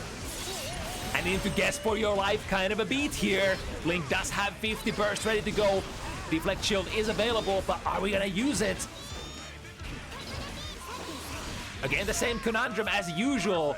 Would love to get pressure going and then spend the red wild assault to push your opponent into the other corner instead. Remember, even if you get a block string here as Vlink, you can probably forcefully push OLC into the other corner by spending 50 burst. The backdash caught by airborne beach ball here. And the Rekka pressure. The gist of Chip's Rekka pressure is that all of the Rekkas are minus. The further you go into the sequence, the more minus they are. But the thing is, they do push the opponent quite far away, and Chip has quite a lot of agency to govern like what kind of distance you're playing afterwards. Even creating like spacing traps. If the opponent tries to press a button from a particular spacing, you're actually gonna get a whiff punish as Chip for not committing into the situation. All right, very low altitude jump heavy there with a good hitbox. Even the ninja himself wasn't able to challenge that time. There we go. No way, the recovery is low profile. So Vlink ended up whiffing the /whiff punish there. Damn. Skip to the other side. 5K KK. Remember the K range, the 5K range especially, is that, you know, premium range that Chip would love to be at. If you don't get to the close match range, that's fine. As long as you're at 5K range, you have really good options from that stagger 5K. Skip to the other side again. Are they ready to react? This time OLC gets a couple of mosquito bites, and then we strike. The overhead Rekka RC. One of the most common can openers of Chip players. And even if the opponent gets to block it, it is usually followed up by an RC into another mix-up. And Chip's pressure situations do tend to last quite a long time, so there's a decent chance that you're gonna be building that 50 meter during your initial pressure sequence as well. Now jump D, misses the airborne link, but still at such a low amount of life. OLC, third one in a row here.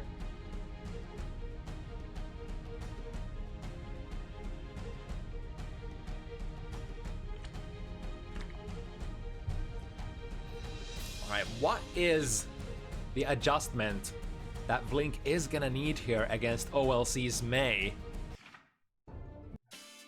Duel 1. Let's rock. Ooh, that's definitely one route that you can take. Get the whip punishes. There we go again. Again, the far slash. I think far slash probably just unable to whip punish that properly. Slightly unfortunate interaction there.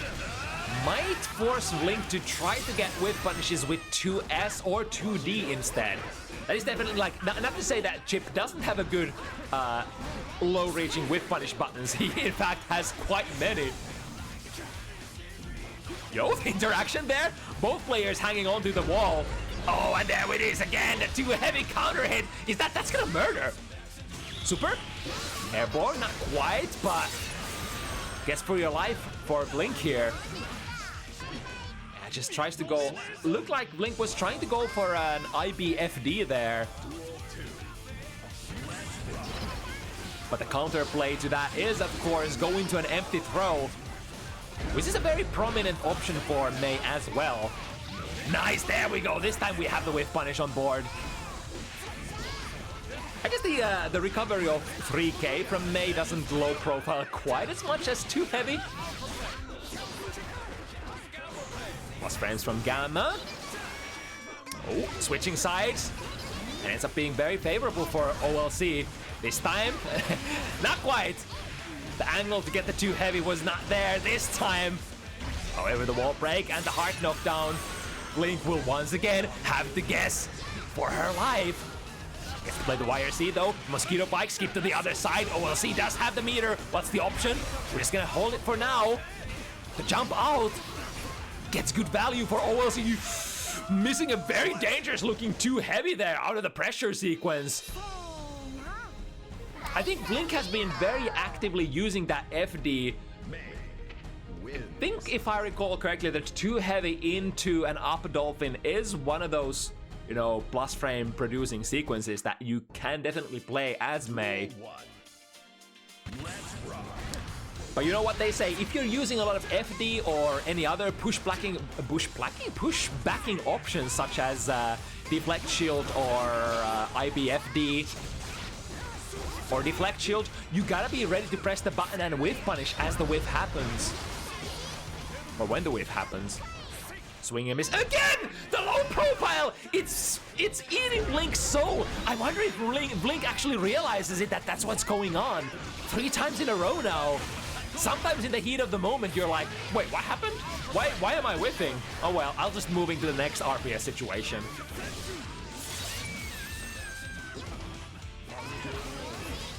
We got 3k RC, skip in there, and hunt for the last hit.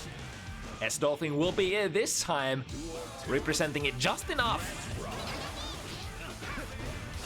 Calls out Blink's forward dash after the S-Dolphin. Remember, the S-Dolphin on block, extremely minus for Mei. So technically this version there really is no button RPS for Mei. If the opponent wants to press a button, you're gonna get caught. You're gonna get caught out of that S-Dolphin. But she can still backdash. And the RPS against the backdash would probably be use some sort of really far-reaching slower button or try to dash forward bravely and try to catch them. But it just seems almost none of the RPS situations are just not working in the favor of Vlink. It's really unfortunate as well. Those the Too Heavy low profiling is eating at my soul. There's been so many good-looking whiff punishes that Vlink seemingly kind of got, or at least got the timing off. Right, returning back to the lobby, see what's what. Maybe a short breather. Perhaps waiting their options as far as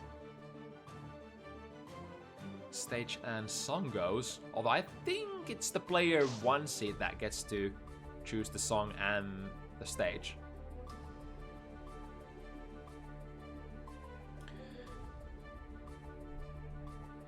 I didn't miscount, did I? That would be the miscount of the century. I'm pretty sure it's like 5-0 here.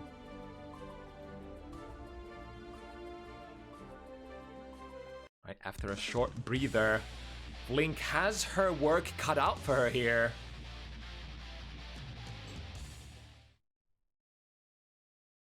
Five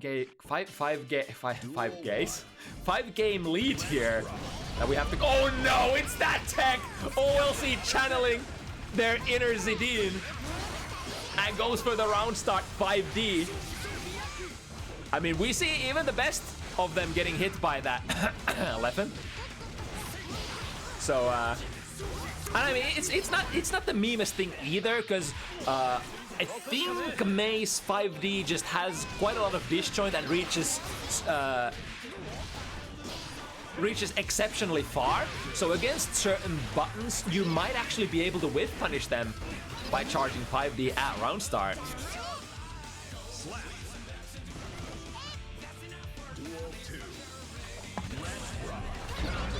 Right, now going into a little more standard opening. Backdash into S-Dolphin plus frame. Oh, no, never mind. Not getting the... Just completely missing all of the beach balls. A little bit of a fake out. I mean, that technically makes the opponent throwable faster if they are willing to accept that the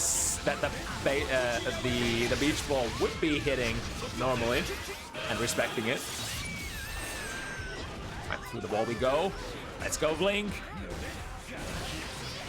Turn overhead.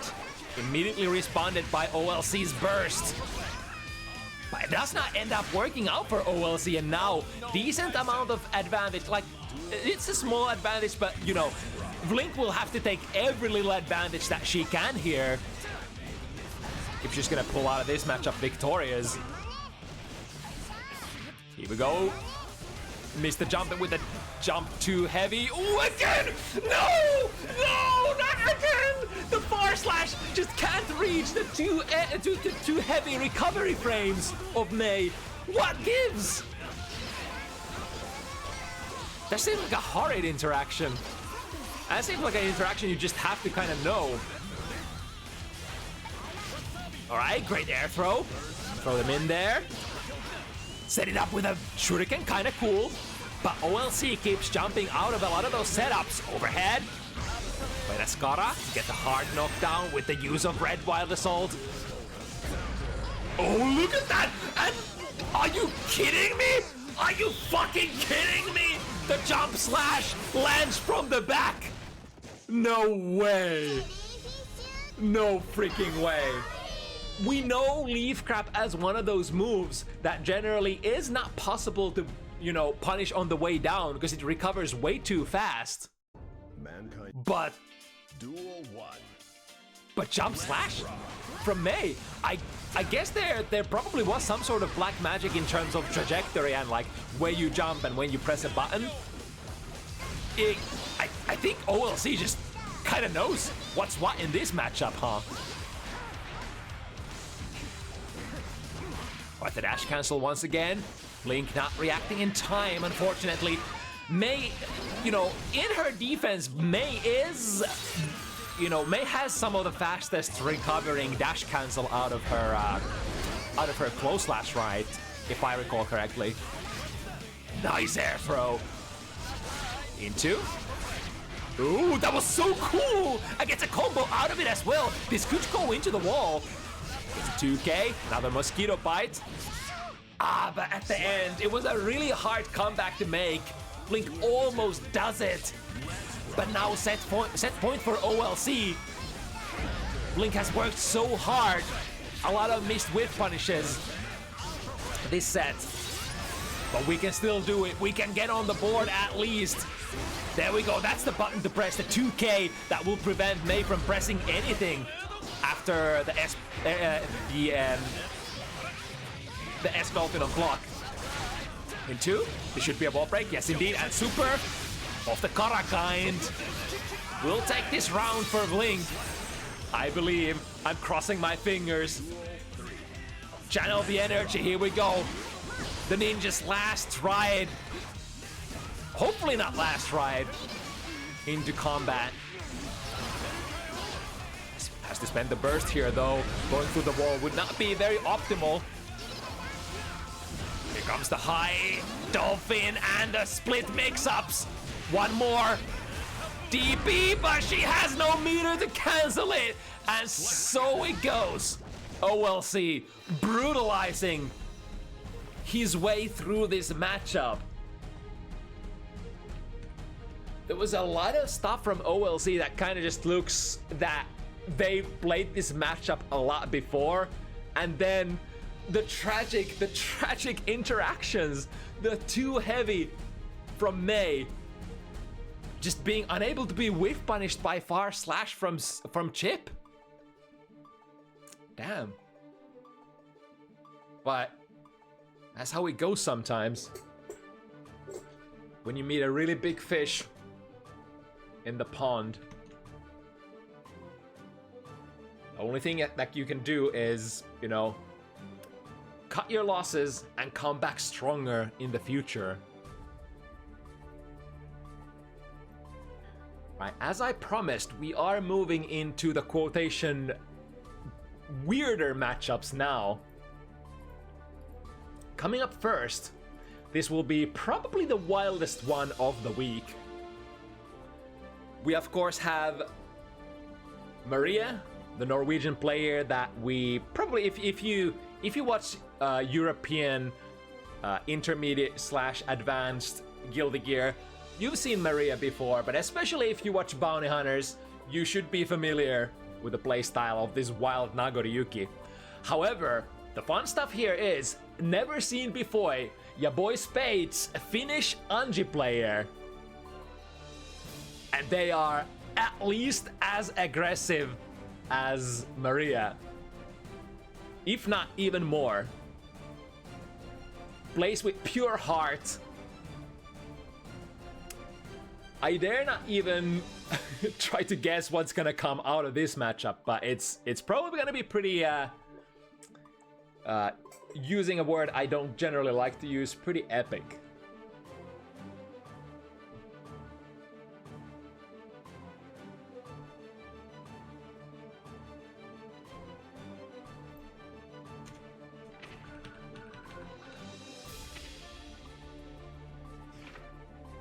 Alright, let me inform Maria that it's indeed go time. I think Maria was actually streaming as well.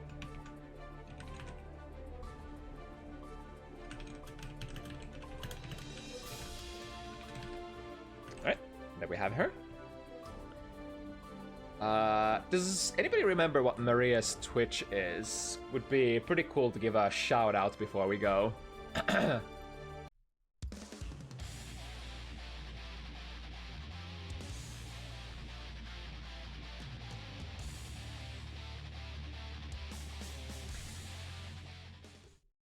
So this is a very different kind of matchup for Nago. So, as pretty much all long-range characters versus Anji matchup are, since you know, Spin is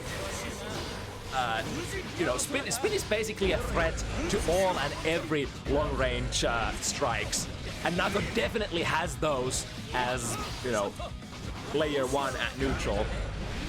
The thing is, as long as the opponent is not throwing projectiles, you always have an option to gamble big, and you know, you hit one of those spins, and it's go time. Speaking of go time, though, I think Anji is one of the most durable characters, but the life is landing too low. That should definitely be it, with a guaranteed 50 damage at the end as well. Yeah, there we go. That's the one. So you can go support Maria, your girl, if you... Oh my god, look at that! From what distance? The DP! And Maria picks the combo up as well. Go FB plus frames after the butterfly Oki as well. It's a little more difficult for characters that don't have meterless DPs against Anji. Lots of plus frames from Ko. The Kara overhead and the cash out that should be the kill, as Anji is, you know, along with Nagoriyuki, one of the harder hitting characters in the game. It's kind of like Nago, Anji, Sol. Name a more hard hitting trio. Probably like the damage goats of the game. For a very long time, Anji was considered like doing nothing else, but ooh, nice call out there, the 2P mash. Able to go through the quotation meaty throw.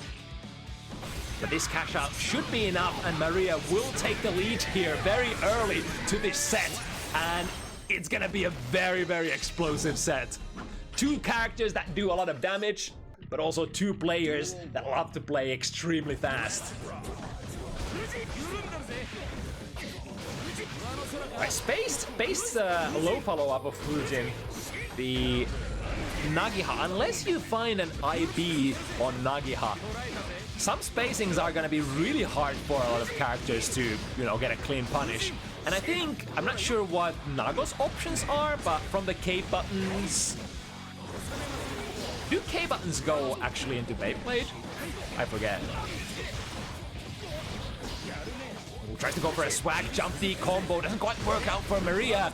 Deflect shield works and a close slash anti-air. It's gonna be big. Spades taking Maria into the corner. Really nice reaction there from Maria. Not the fastest, so not getting the punish, but the most important thing is to not get hit by that throw. And here we go to the other corner. Now the pressure, the very late combo Ryuki cancel, the very classic. A lot of these high blood situations, Okimidis for Nagoriyuki are no more complex than just slam them with a 5 heavy. But then the kind of mix-up afterwards is that, is there gonna be a cancel? Is there gonna be a Beyblade? And if you're trying to do anything, the Beyblade will catch you because it is a low. Through the ball, here comes Spades. What's the mix-up? 5K into boxing, finds the overhead once again. Should be a kill. Even if it flips sides, yes indeed, just barely.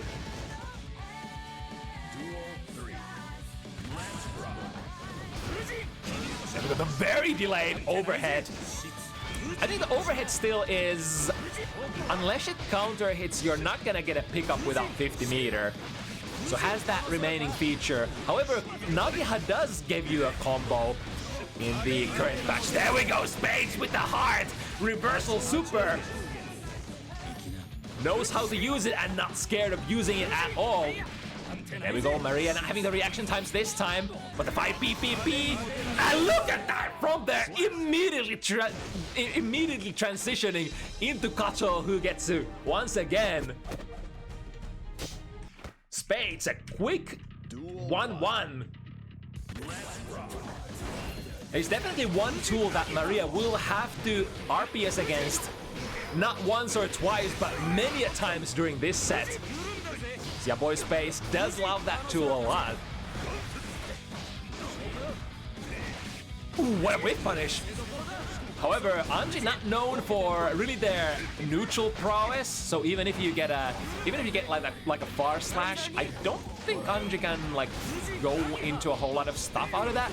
Same way as Baiken has difficulties sort of converting lots of their pokes. Correct me if I'm wrong. Can he go into like a Kara Nagiha or something from there? Now Maria really high on plot, so getting hit here would be a lot of damage, and damage is what Spades is about to do. Unfortunately, bounce onto the corner. Look at that. Immediately knows that I screwed up. I'm minus. Let me just do that good old Kacho who gets it. Set up the butterfly. This time plays it very tight. Last time tried to run into the throw range and Maria was able to get the 5B mash, but this time just a micro dash into 2K, checking that Maria is not gonna press any buttons after the butterfly comes flying towards her. Triggering the spin.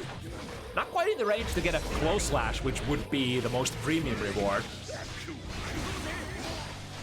First, send the butterfly in. Ooh, nice, got the punish there on the landing with far slash.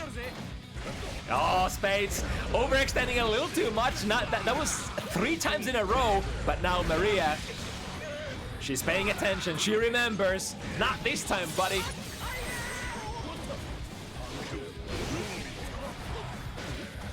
Go far slash into a quick bite. If you're not paying attention, if you don't want to press buttons, something that can definitely happen to you. But on the other hand, Nagoriyuki does have that nifty little far slash RC option select that kind of calls you out on doing anything but blocking. And even the deflect shield can't push Nagoriyuki far away. The far slash sequence still able to land another one, but no! Maria goes into the far slash again, and the RC, it's never ending. 2P, look at that! The range of 2P from Anji. That is definitely one of the buttons. Overhead, and able to convert it as well this time because of the what's it called? Butterfly. Makes a little mistake here, Maria. Tries to find a ballistic missile. She's gonna pop, and no way out, straight into the cash out. is gonna even the rounds 1-1 for both players. Here goes Spades. Steer forward with the shin into plus frames. Butterfly lands at the perfect timing, still creating plus frames, but now Maria takes the burst from Spades. Very patient. Oh my god! The first time Spades waiting. I'm not gonna do it, and then he does it. Maria not quite finding an anti-air against the missed call, but still in a very good position. Pushing Spades towards the corner, spend that blood. And we still have more where that came from. Very nice jump out there for Spades. Taking that White Wild Assault would have definitely just resetted Maria's pressure situation, and since she was so low on blood as well, there would have probably been a couple of mix-ups that Spades had to take there. After this combo, is it gonna be enough? RC does not find the RC explosion on Spades, however, still maintains the position, maintains the spacing where Spades just can't press anything. I think that time Spades couldn't even spin because Maria had so much frame advantage going into that. Even if the Oki situation wasn't the cleanest, it was still advantageous enough because it does take some amount of frames for, you know, spin still to go active. Alright, calls out the deflect shield here with the hop follow-up of Hujin and the cash out. Maria building decent amount of resources here. She has options. Goes straight into the throw, then sets it up. Another one!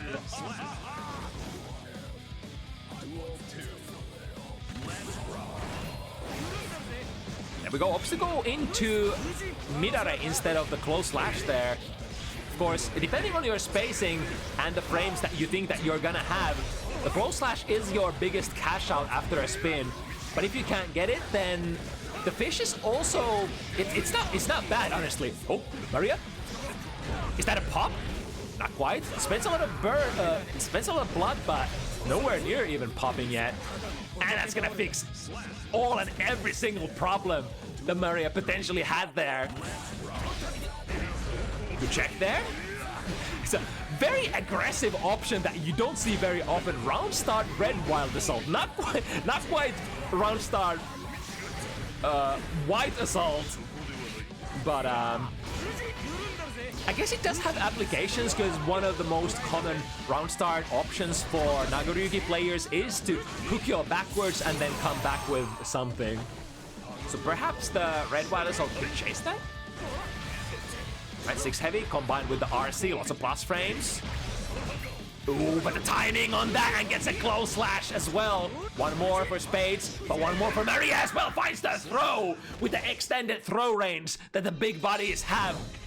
Minus Bedman, not you. Maria once again takes the lead, but not by much. 3-2. Duel 1. Let's rock. This time obstacle.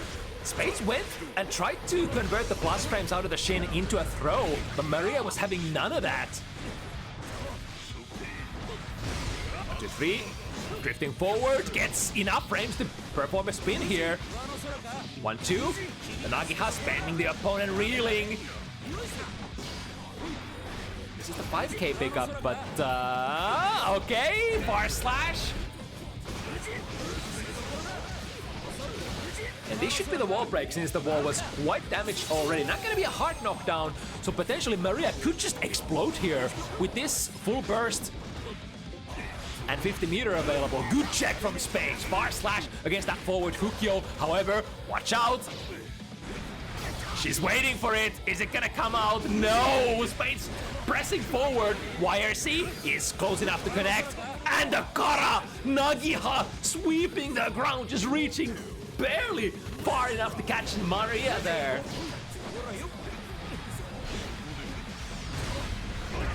Ooh, nice reaction there. Sees the deflect shield, cancels into Kamuryuki. Back in there. But not this time. Alright. It feels like sometimes the far slash can reach after a deflect shield and sometimes it doesn't. Ooh, big counter hit. That's gonna bounce. I think Spades is dead, right? Yeah. I think Spades is fairly dead after that counter hit. That's like one of the best hits that Nago can score, right? The second hit of DP. Alright, we got the heart knockdown. And we got the juice for Wild Assault as well. So Spades in. Oh, goes for that deep dash throw again. Not working out this time, however. Play the butterfly. Up over the throw from Maria. Maria has to spend the burst here. That's so good. If she doesn't drift backwards there, it's probably over. Counter hit Spades, immediate burst. We have 50 meter ready to go. Call. Instead of trying to go for an air throw, puts Maria in a nasty situation. Remember, when you block air moves in Guilty Gear Strive, you're put in a very massive frame disadvantage. And Ko already produces so many plus frames as it is.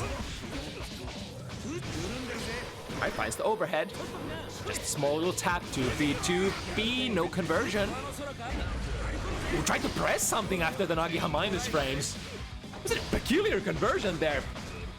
Bar slash into. Oh, and here we go again. Spades with the usual shenanigans. Sending Maria through the wall after the parry super. We are talking about Nagoriyuki here. This is a one-shot character. You only need one chance.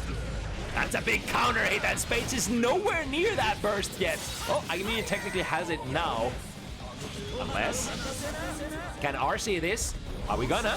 Yes, indeed. And the cool thing about Untitled Super is that the super fan actually stays in there. Yeah, I got the spin, go for the fish, and there really is no counterplay in terms of like trying to outblock the fish once it's coming out. Right, the more old-fashioned way, 2P, cancel into Hujin instead of going into 6 heavy. Right, back to round start situation.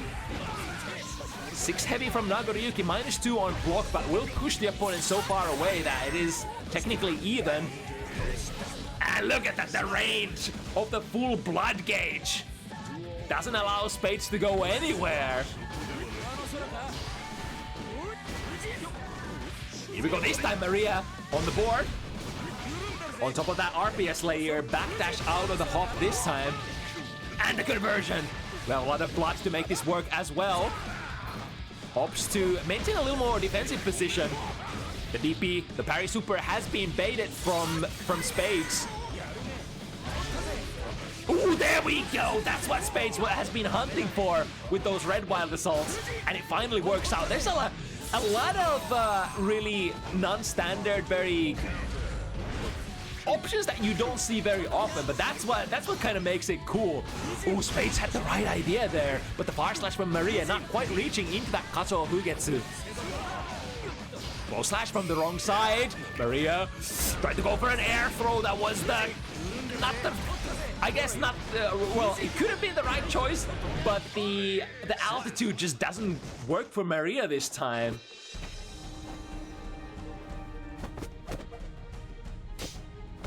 And Spades. It's been back and forth. Now Spades is time to take the lead here. A very delayed overhead there. Into call we go. Maria doesn't want to get wall broken so early. Hunting for that backdash. Doesn't quite reach after Nagiha. Nagiha -7 on block. Like we discussed earlier, very hard to punish. Even then! Wait a second! That slit's so close. I think, did Maria just miss the... No, because it just completely missed. Huh. Damn. Right, able to avoid the fish this time. Spades has quite a lot of meter. The trade here. I have the grounds to believe that Spades can't be dissuaded from, you know, not using very aggressive wake-up options. Oh my god, that was definitely something. All right, Maria checking the ground. 2K prevents the first hit from Butterfly coming through.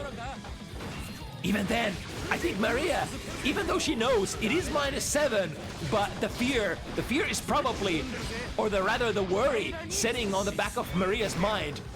I missed the punish previously. What if I miss it again?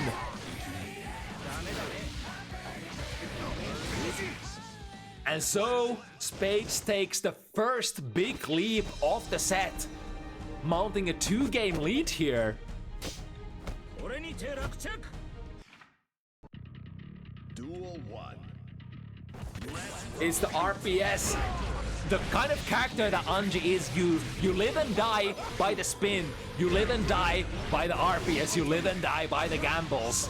There is no way around your DNA. You are just that kind of character. And Spades at the moment, well, getting contained in the corner. Here it starts. Ooh, reaching for that throw. The extended range of that throw. Backdash out of the fish. Very nice moves for Maria. Conscious of the spacing. Conscious of when you can attempt to escape the spin follow-ups and when you can't. Backdash works out once again, avoids the 5D, spending quite a lot of blood. And the wild assault to push Spades towards the corner. Maria is almost at her reach, or at her limit, for how much blood can be spent as Spades wakes up with Kacho, who gets it once again. Doesn't get the third hit. There we go, the Kara overhead is thrown by Maria. Extended throw range of Nagoriyuki working so well in Maria's favor, but perhaps not well enough. Nice. Able to see the spin coming in. I think it was a long spin as well. So there is an option to perform the spin immediately. Oh, that's one way to pursue the main body. Go through, straight through the butterfly and strike at the core of the problem. Wow. 6 heavy. What a button. That was a hefty hit there.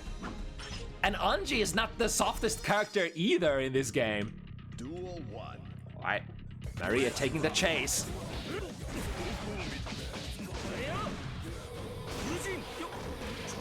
Alright, the very delayed hop. It's interesting how Spades does keep playing, keeps playing the same options, but there's ever so slightly varied. Speaking of which, once again, are you gonna strike into my minus frames? When you swing at the king, you better not miss, says Spades, and goes for another Kacho who gets it.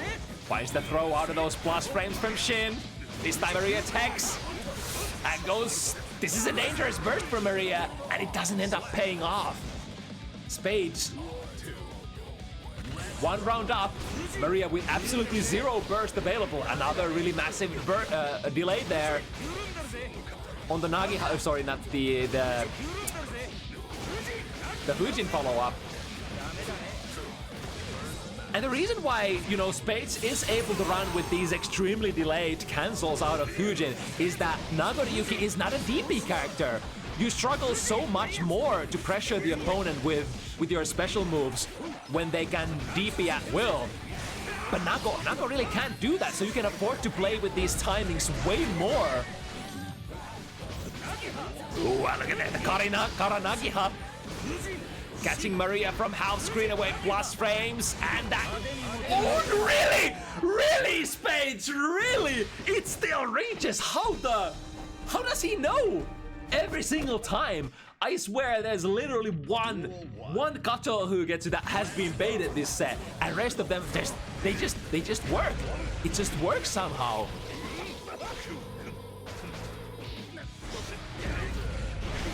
And it's not like Maria is not trying to call them out either.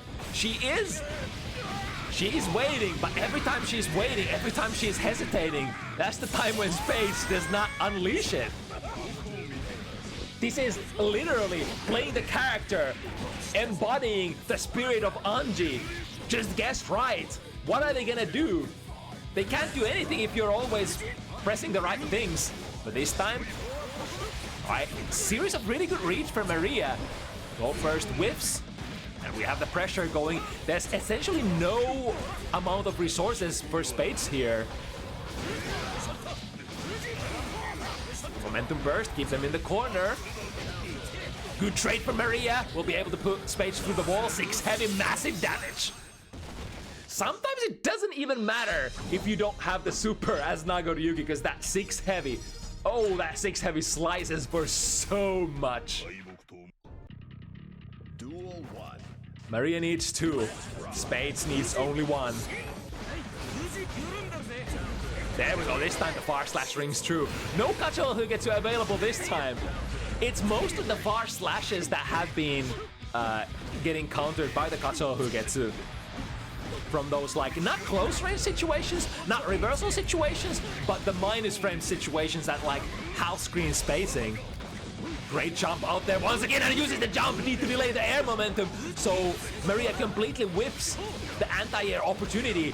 Spades looking to take the wall break here, evening up the life situation. More resources from Maria, tries to reach for a throw, but it's, I think that was not in range. The cool animation of the Anji air throw, the classic, puts Maria to the ground, close slash, hops into more pressure, gets the throw, set point, YaBoiSpades. Right, this time blocked, no punish though. Is the, what is the overhead? What is Rin even on block? I'm pretty sure it's minus 5k at least. And again, the meaty met by Kachou Hugetsu. This might be the start of the end. Here he comes, Spades, mauling forward, misses the claw. No matter, Butterfly coming down and holding down the fort. Maria cancels, oh no, cancels into Clone, trying to close in the distance after the deflect shield, but Spades already had a spin there, going online. And that's how it goes. With the massive gambles, the hard reach of the century, somehow Spades able to guess their way to victory. This is the new Shin Anji. Season 3 Anji. Really scary stuff. The conversions are there. The pop-up from Nagihas. The Kara Nagihas gaining even more range. And all that. And Midare. Damn. Spades taking their debut match here. Welcome on board. What's that? That was a good hustle. Right, 2 more to go. We've got one of my favorite Finnish players entering the fray, KS Goat Lewis. Always showing lots of heart, but also immaculate patience, I gotta say, from KS. Which is absolutely necessary for Goat Lewis players, they say. I mean, as long as you don't have White Wild Assault ready to go. And the matchup is gonna be... What do they say about this matchup again? I'm pretty sure that they do talk about not being the most comfortable, especially in Season 2, but how is this matchup in Season 3? Also, welcome Raiders from Maria's stream. I hope you were thoroughly enjoying that matchup. That was quite something. Spades is YaBoiSpades is a character for sure.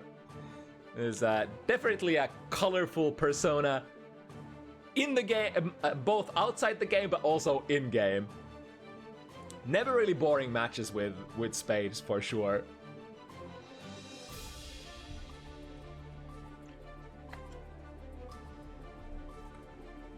White Wild Assault makes Bridget lose, I think. Yeah, I think a lot of the sort of the zoning kind of matchups flipped on their head on the Season 2 to Season 3 switch, I've heard.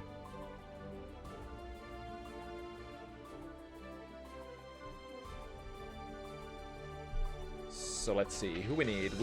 I think we have KS already ready to go. So let's give Whammel a quick call.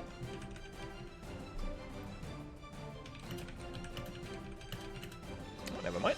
There she is. Right on time. For some good-ass Guilty Gear.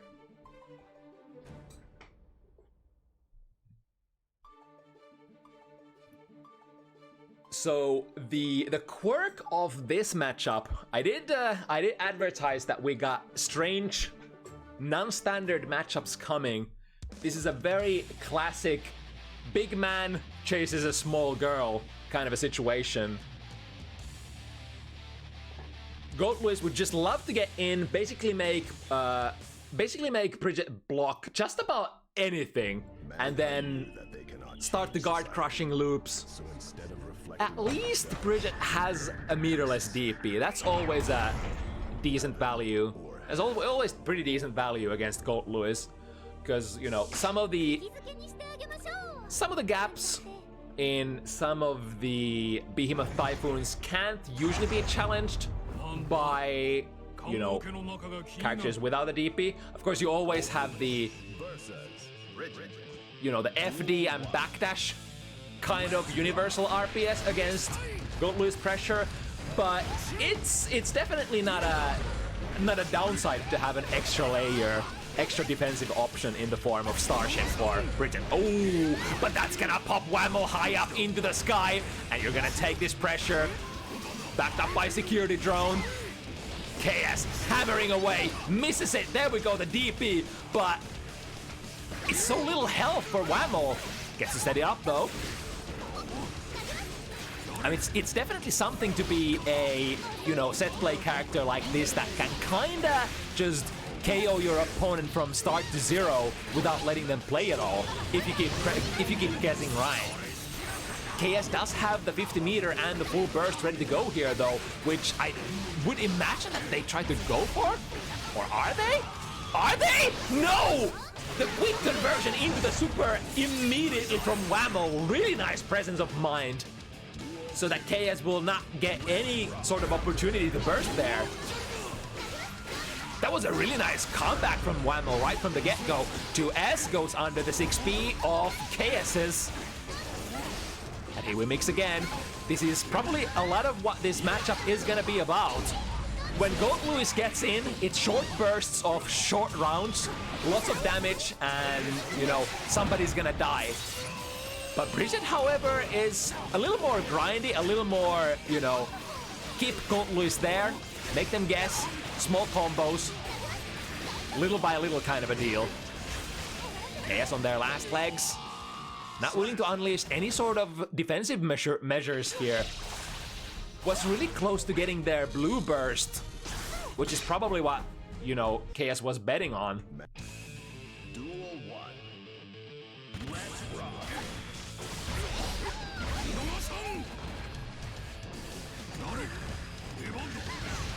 Alright, Whammel trying to make the subsequent situation whip after that successful White Wild Assault. There we go. The 5 heavy comes through. Lots of range. Generally, GoatLewis is considered that character who, even though technically has a lot of range, he really doesn't, though.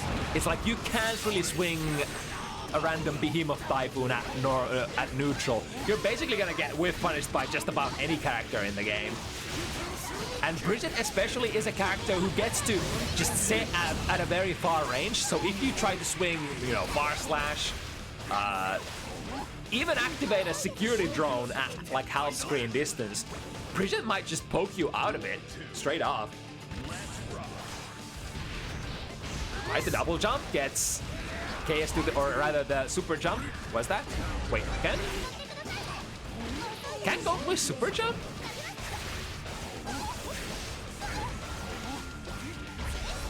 Alright, set it up. Blue Wild Assault. The jump D rings through. It's another setup.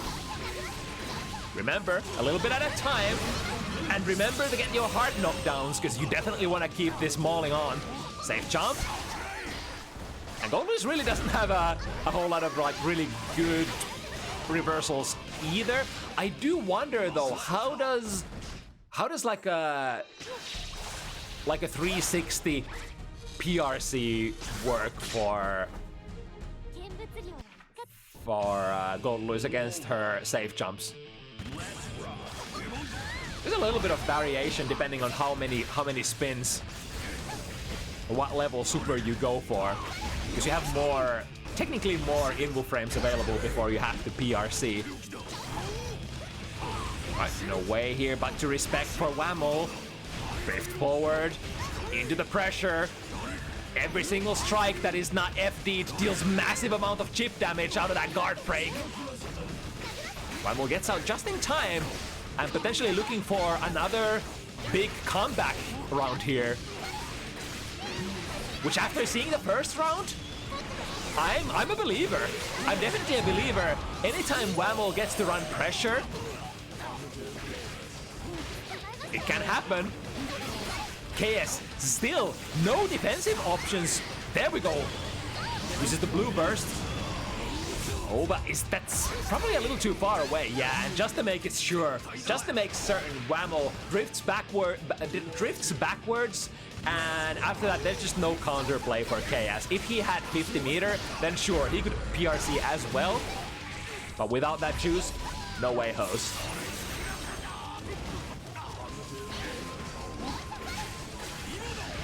Got the jump D, works out the big overhead swing. Was probably looking for DP there, but Whammel just takes it a little more safe. Backdashes out of there. Oh, the yo-yo coming back, anti-airing KS. And now you're guessing straight into the super. Did she press a button? No.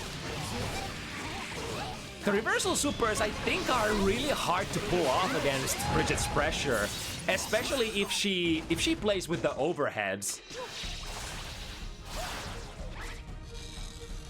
If she goes into lows, then sure. Those are a little more vulnerable against, you know, all sorts of reversals. But as long as she keeps tinkering with the jump Ds and the like, it's a lot of the pressure just tends to be very safe.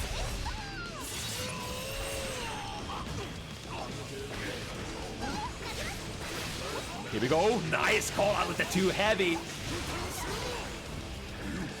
It's really a button that you can kind of afford to press prematurely if you're like close enough. It is a horrid button as on whiff though. Even GoldBlue should be. Oh, speaking of whiffs, oh, drift forwards and gets a 6P. Now this is KS's time to shine. Make it count. There's the Starship, the first one to come out in this set. And the smart poke out of that range. So technically, if KS blocks here, then Whammel is gonna take the drone with her face. But since KS was so low health, Whammel felt like it was an okay risk to take because you basically win the round straight off there. Wall break. And now, no doubt, the pummeling is gonna continue into the safe jump as at the yo-yo. Oh, that was so dirty. That jump D was so close to the ground. You don't really react to those, do you? No way. And with the last bit of health that KS has left, yeah, plays a little more rare option this time around. Fakes the safe jump, goes into the Roger dive, hitting from the left side. Seems like no openings after the first round have been offered to KS at all. And now the DPs are starting to come online as well. Here we go though. This is the one beacon of hope in this matchup. White Wild Assault. That's kind of like the make or break. If you don't have the White Wild Assault, I think you lose this matchup every single time, right? But with the Wild Assault, you definitely have enough openings to sort of kill Bridget. We have to play that burst resource extremely carefully. It's basically never blue burst. It's gonna be either gold burst or wild assault. Ooh, this looks like it could hit though. Yes, indeed. Now KS, worried about the DP, spacing himself. The drone. Oh, nice jumpy. But that's gonna be minus and punish. Whammel takes it with a 2K. Spinning in, has the meter. Could actually kill here. Roger super, break the wall. Yes, indeed. I thought she would have had to go into like my killing machine to break the wall prematurely, but no, she had better plans there. Went for a gold burst. I wonder if that was what KS wanted to go for. And again, missing the Air Behemoth Typhoon on a crouching Whammel. I wonder if that was a misinput. But now KS will have to live with his choices. No burst resources available. I mean, getting wall broken gives you usually access to at least 50. And I mean, these combos from Bridget are building quite a lot. But YaBoiSpades has a startup. It's 9 frames, the magical number. If you never have 9-frame gap, you don't get to use it. And then another question, are you gonna try to deflect shield? You can choose to not spend all of it. You can choose to spend only 50. That leaves you technically another charge of, you know, another stock of Wild Assault to use for your pressure. But these are the hard questions that you have to tackle with. What is the most efficient use of my burst resources? Can you afford to defend long enough to not go into any of those universals? Blue burst is the answer here for KS. Finds the jump D. Right, suddenly starting to look much better. The straight hit out of the jump D cross up though. Whammel got completely thrown out of the pressure loop. It's in there again.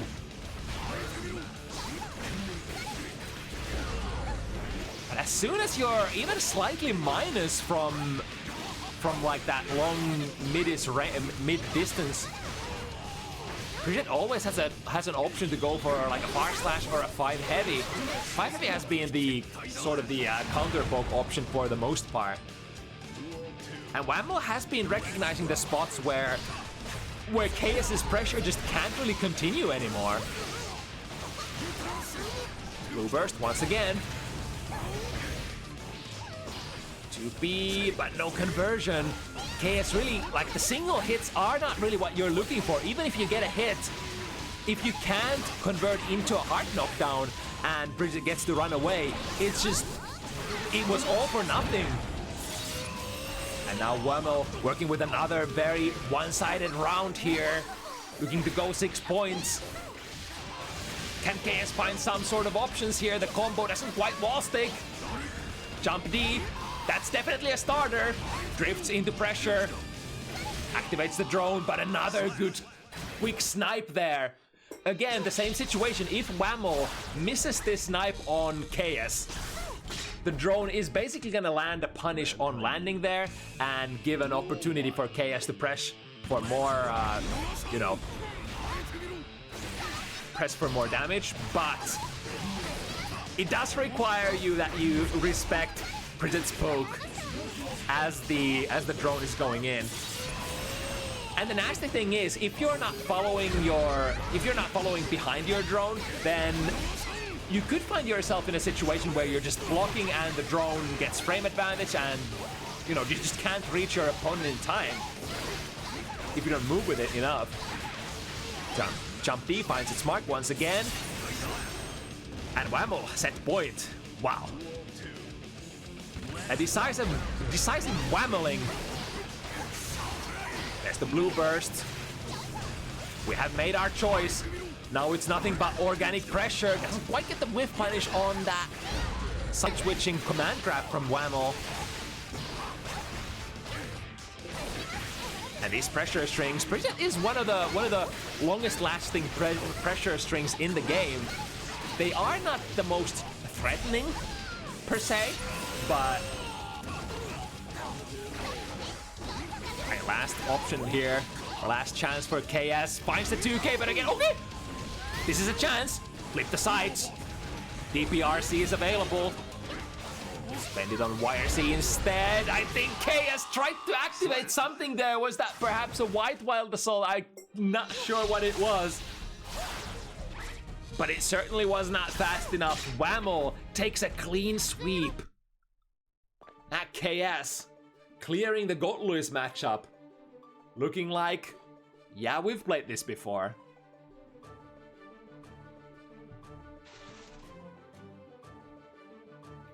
Stellar performance.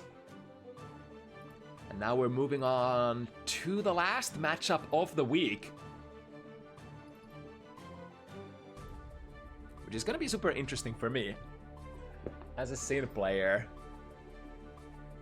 I played versus Decoy Snail recently, and Decoy Snail tends to play with a lot of Sin players overall. Is a steady sparring partner of Marisa Sin's, so Decoy Snail is sure to know this matchup fairly well. And I can spoil that Decoy Snail has a pretty decent understanding of the matchup. Now, here's the thing. So this matchup initially was supposed to be against Blisk Sin from Norway, who unfortunately had to what's the word I'm looking for? Had to withdraw from the event. But zippiey was there to cover on a short notice, so that Decoy gets to keep their character matchup.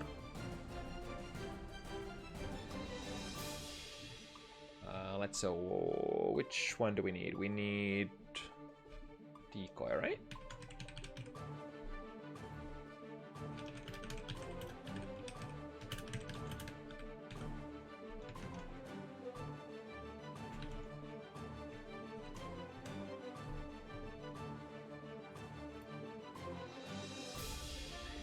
And of course, the last strange matchup of the evening.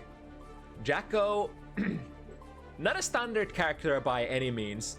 She's very unique, has good normals, but not with normals that stand out very much. What stands out though is her ability to put out minions on the screen, use them as a setup tool, use them as a projectile coming in, use them to pressure, use them to do your laundry, use them to defend.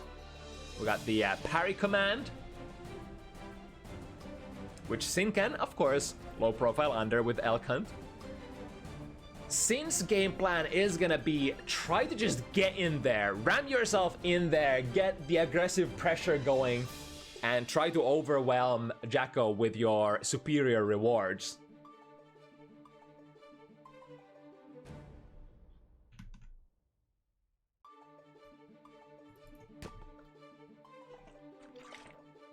I think the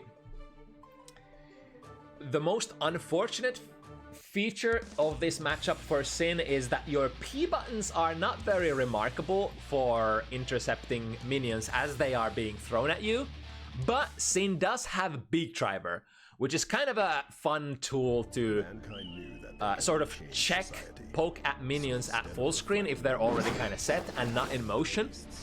And I believe that allows you to cancel into your follow-ups as well, which can translate into really far-reaching surprise pokes against Jacko. Alright, but are we gonna get zoned? Are we gonna drink sugar water here? Let's see how it's gonna be. Decoy Snail immediately. Oh, slides under there. Seeing DP moving him so forward. But combined with the momentum burst, putting Snail in the corner. However, the 5B anti-air, and just a little too close there. Interesting way. So that was kind of faking the safe jump there, but then thought better of it. Just took a dash forward and baited Decoy's gold burst. The hoop stomp, it's true. This is the conversion this time. And now we have the sandwich.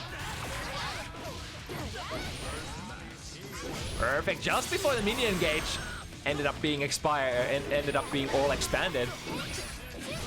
The minion coming from a very, very steep angle, not allowing zippiey to dash under after that wire, after the RC.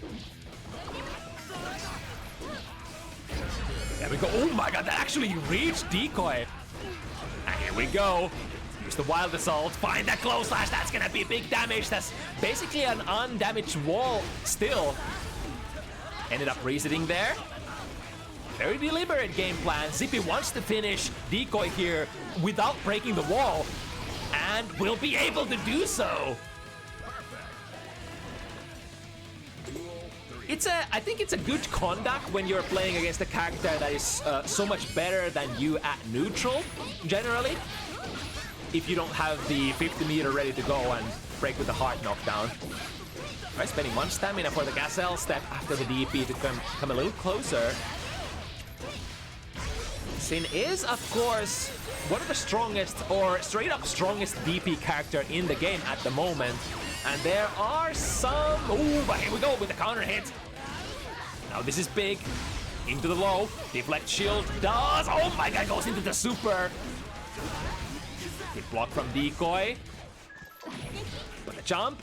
Able to get the angle to sort of align jump D so that there is no anti-air for zippiey to be had.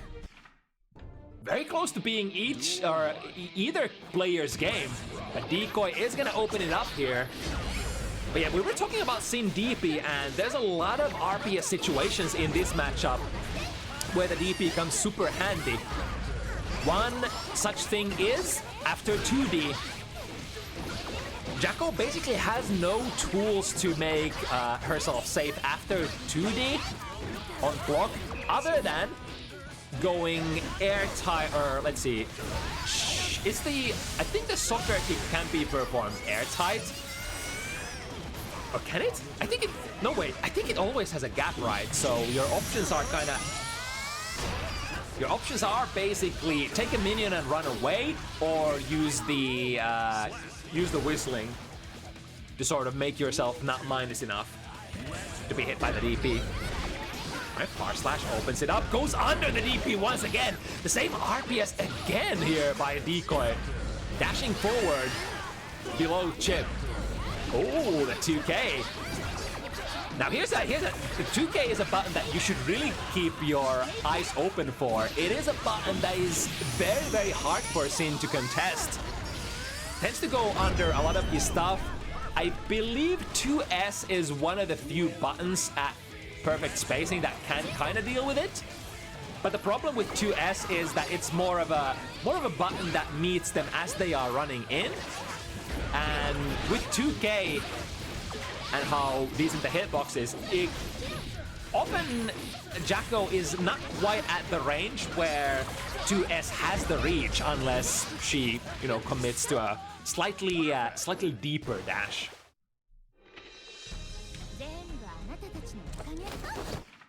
Right, Decoy with a 2-0 lead here. Being definitely the up dog. Or from the other point of view, zippiey being definitely the underdog, taking this matchup on a short notice, on a slightly more seasoned player, I suppose, if we could call it that.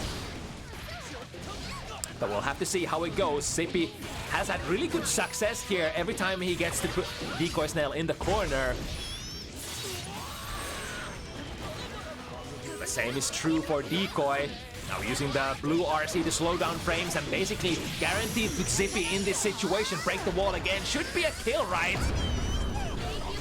Oh, just make sure that it does kill. Get the wall stick? Yeah. That's actually kind of cool, because it doesn't break the wall immediately due to how the super works, so the RC there is actually brilliant. Quick parry command. Be able to take care of Beak Driver. Again, the 2K going under stop very effectively.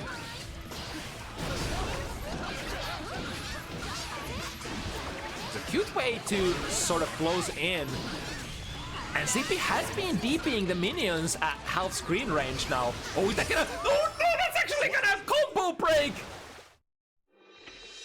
What does...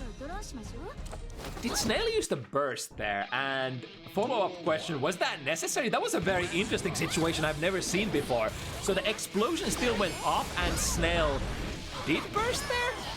But if they don't burst, that's still... The explosion still works on Sin, right?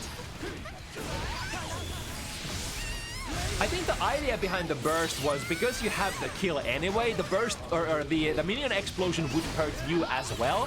So Decoy basically eliminated that chance and just, you know, made sure that zippiey gets killed, but he does, or they don't. Yeah, it should hit no matter what. Yeah. Right, round start, micro dash DP, scores it a nice pipe B there. And a counter hit now, Decoy in a tough situation. Let's see. We are gonna take the wall break with a hard knockdown. This is exactly what Sin Kisk is about. Big average damage and keep flowing. Oh, just to go for a burst here. Now this is an interesting choice by Decoy Snail. Definitely has a character that can keep Sin away from getting in and getting any sort of counter. But there we go. Oh, actually, never mind. That was, of course, it was the last round. I thought Decoy was actually sitting on a round lead. Discard everything I said. That was actually a burst that Decoy had to make. These commentators and their inability to look at the gauges. And that's why I'm not the player here.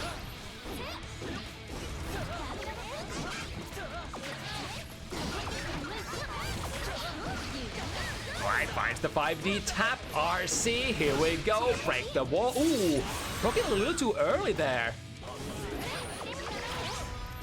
So zippiey gets to go back to neutral, but not with the best prospects. DP, oh, that's a big read and a half. DP's the minions once again, not even trying to decoy, or sorry, not even trying to DP decoy, but instead opting to RPS with the follow-up. There we go. We were talking about the big driver, massive reach. Especially if the minions are not thrown at you from a particular angle, if they're very close to the ground, you do have an option to kind of get to tap them with big driver if you have your timing and your spacing correct. Goes for a 2P. Interesting 2P caught Snail trying to up back, I think. There we go, the Sin Classic. Elk 1 -8 on block, but we still press the offense with the threat of Elk 2. I was able to eliminate one of the minions. Decoy Snail is aware of the big RPS there, trying to parry probably as a preemptive measure. And now the pressure. Decoy very low in health. Finds the close slash. Looking good, zippiey. It's gonna take a while till zippiey is gonna get to their blue burst. There it is. Was very, very close to getting there.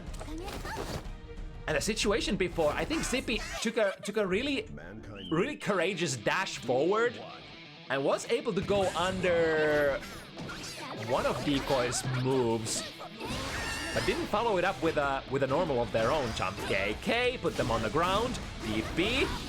Yeah, this time Decoy respecting. Basically, the RPS from the DP, if you don't punish between the hits, is you guess for Sin not canceling into anything, or so if you think Sin is gonna use DP2, which is basically a frame trap, you respect, and if you think they are not gonna use the DP2, then you strike at them. So pretty simple binary guessing situation.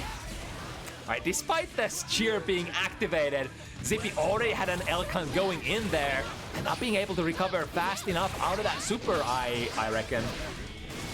He works out, straight into close slash pressure. The 2-second hit of the 2 heavy still catches Decoy's backdash. Now fighting a way out momentarily. Trade in Decoy's favor, as long as we get to go back to neutral and summon more minions. We go nice tap on the minion. Blue RC. Is zippiey gonna be able to recover out of this? Yes, indeed. Decoy still had that burst in the pocket. Now next hit is gonna be big. Can be safe here. Charges it. Oh, the DP and the pressure to be to restand them. One more hit. Decoy has a 50-meter option here. Uses his own to take bus frames out of red. Sorry, from colors. Yellow RC. That is the color. Yes, QK. Yes. Yellow. That is indeed the color of that YRC. That is also the color of this burst that zippiey just threw out there. Probably fishing for a gold burst prematurely. Right, reaction check. Peek into L or into Gazelle step. If you're not ready, you might miss it. If it works out as well. Does not go into RTL. At that range, full screen, the RTL cancel probably couldn't break the wall usually. So opting to just take the close slash pressure instead. Or 6k, that's something you can do as well. Alright, here comes Decoy, setting the defensive perimeter. The launch on the minion behind Zippy. 5D, RC, here we go, looking to break the wall. Zippy does get the burst out just in time. But this is red cheer? Or, wait, was the blue or red? Well, either way. What actually happened? So Decoy activated the self-destruction on the minions. I think if they have blue activated, then they're not gonna perish, right? Mankind knew that they cannot change society. But Decoy working with massive amount of momentum here. That was a nice tap there on the minion. A little far to get the big second hit connect. But as long as we can enforce RPS, that should be enough. DP, RPS here. Decoy chooses to respect. Forcing burst out of Zippy. Zippy, of course, going for that. Getting basically the max value for that blue burst. If it looks like Jacko is gonna escape your corner pressure, I think it's a right call out to burst her back in there every single time. Because of how, you know, tricky the matchup is to play at neutral at times. Nice, very delayed hoof stomp. Not the most common normal you see that coming out of far slash, which is exactly what is gonna catch you off guard. If it's not coming from 5 heavy or 2 heavy, there's heavy buttons that are usually gonna be followed up by the elk, hoof, 50-50 meaty. You can kind of react to it and kind of prepare yourself that it's coming. But here we go, even from close slash. Not the easiest one to prepare yourself for. Here's a hard knockdown Decoy, 50-50-50 burst and 50. Oh, I think that's gonna work out. Gets a recovery. Do a lot of damage. Take out the minions, and now Zippy potentially in a deep trouble. Tried to convert that YRC into a throw, but Snail having none of that. The only thing that you can play airtight there is the 2K, which will technically catch your opponent trying to do anything but low block. Is exactly the threat that Zippy tried to utilize there. Oh, nice. Still gets an anti-air DP. Nice backdash out of that hoop, though. And we have the Kara Super. Get the hard knockdown, big damage. One more of those, please.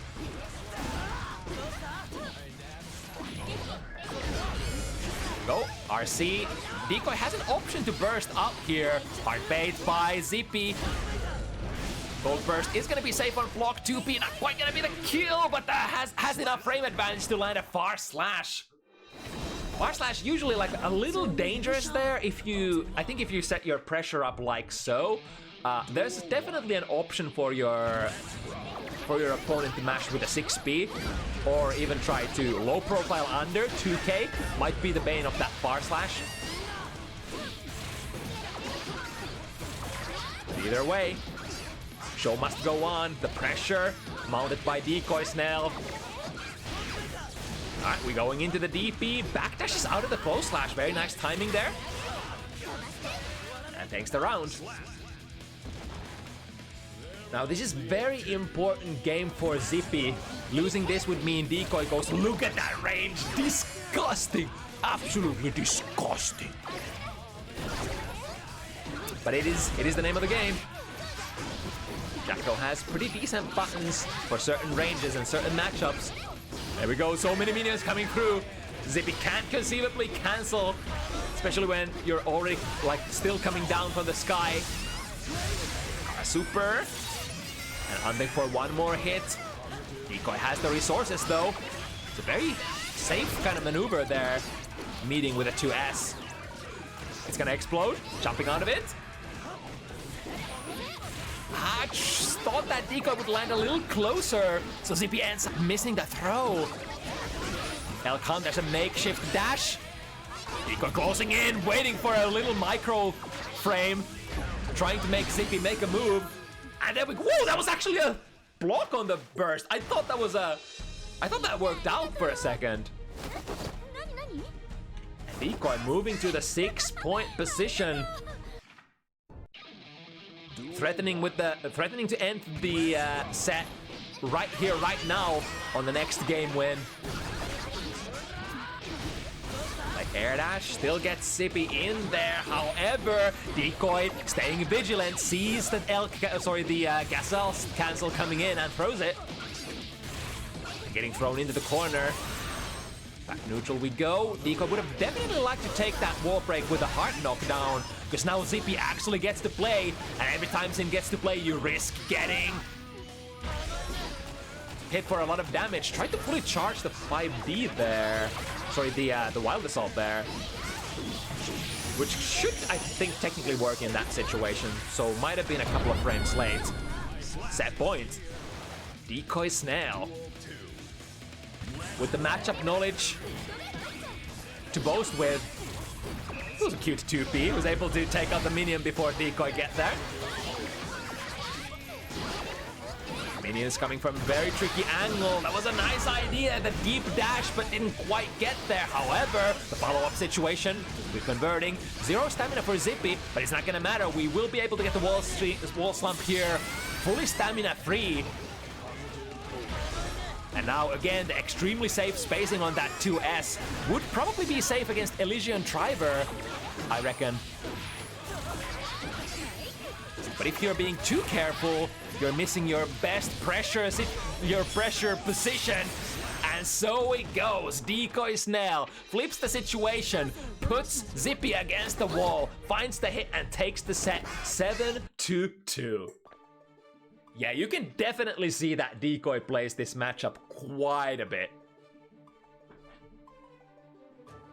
The right RPS calls, especially like in a lot of those RPS situations that repeated through and through the set, Decoy, when they guessed wrong once, they were able to adapt really fast. It's like, okay, so you play like this.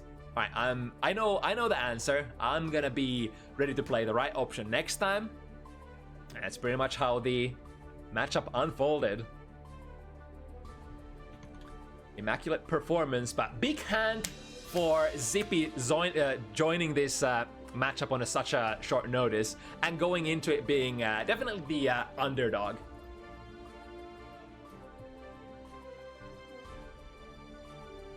Zippy got unzipped. Pretty, I suppose. That is one way to put it. Alright. But that is basically gonna be our show for today. Thank you so much for watching. If you want to join next week's Bounty Hunters, you know how it goes. You can join my Discord. We're gonna post sign-up forms over there in just a couple of minutes after the stream goes offline. And we'll draft some good-ass Guilty Gear matchups for next Sunday, 5 p.m. CEST as well. Let's see if there's any cool place to send you guys to.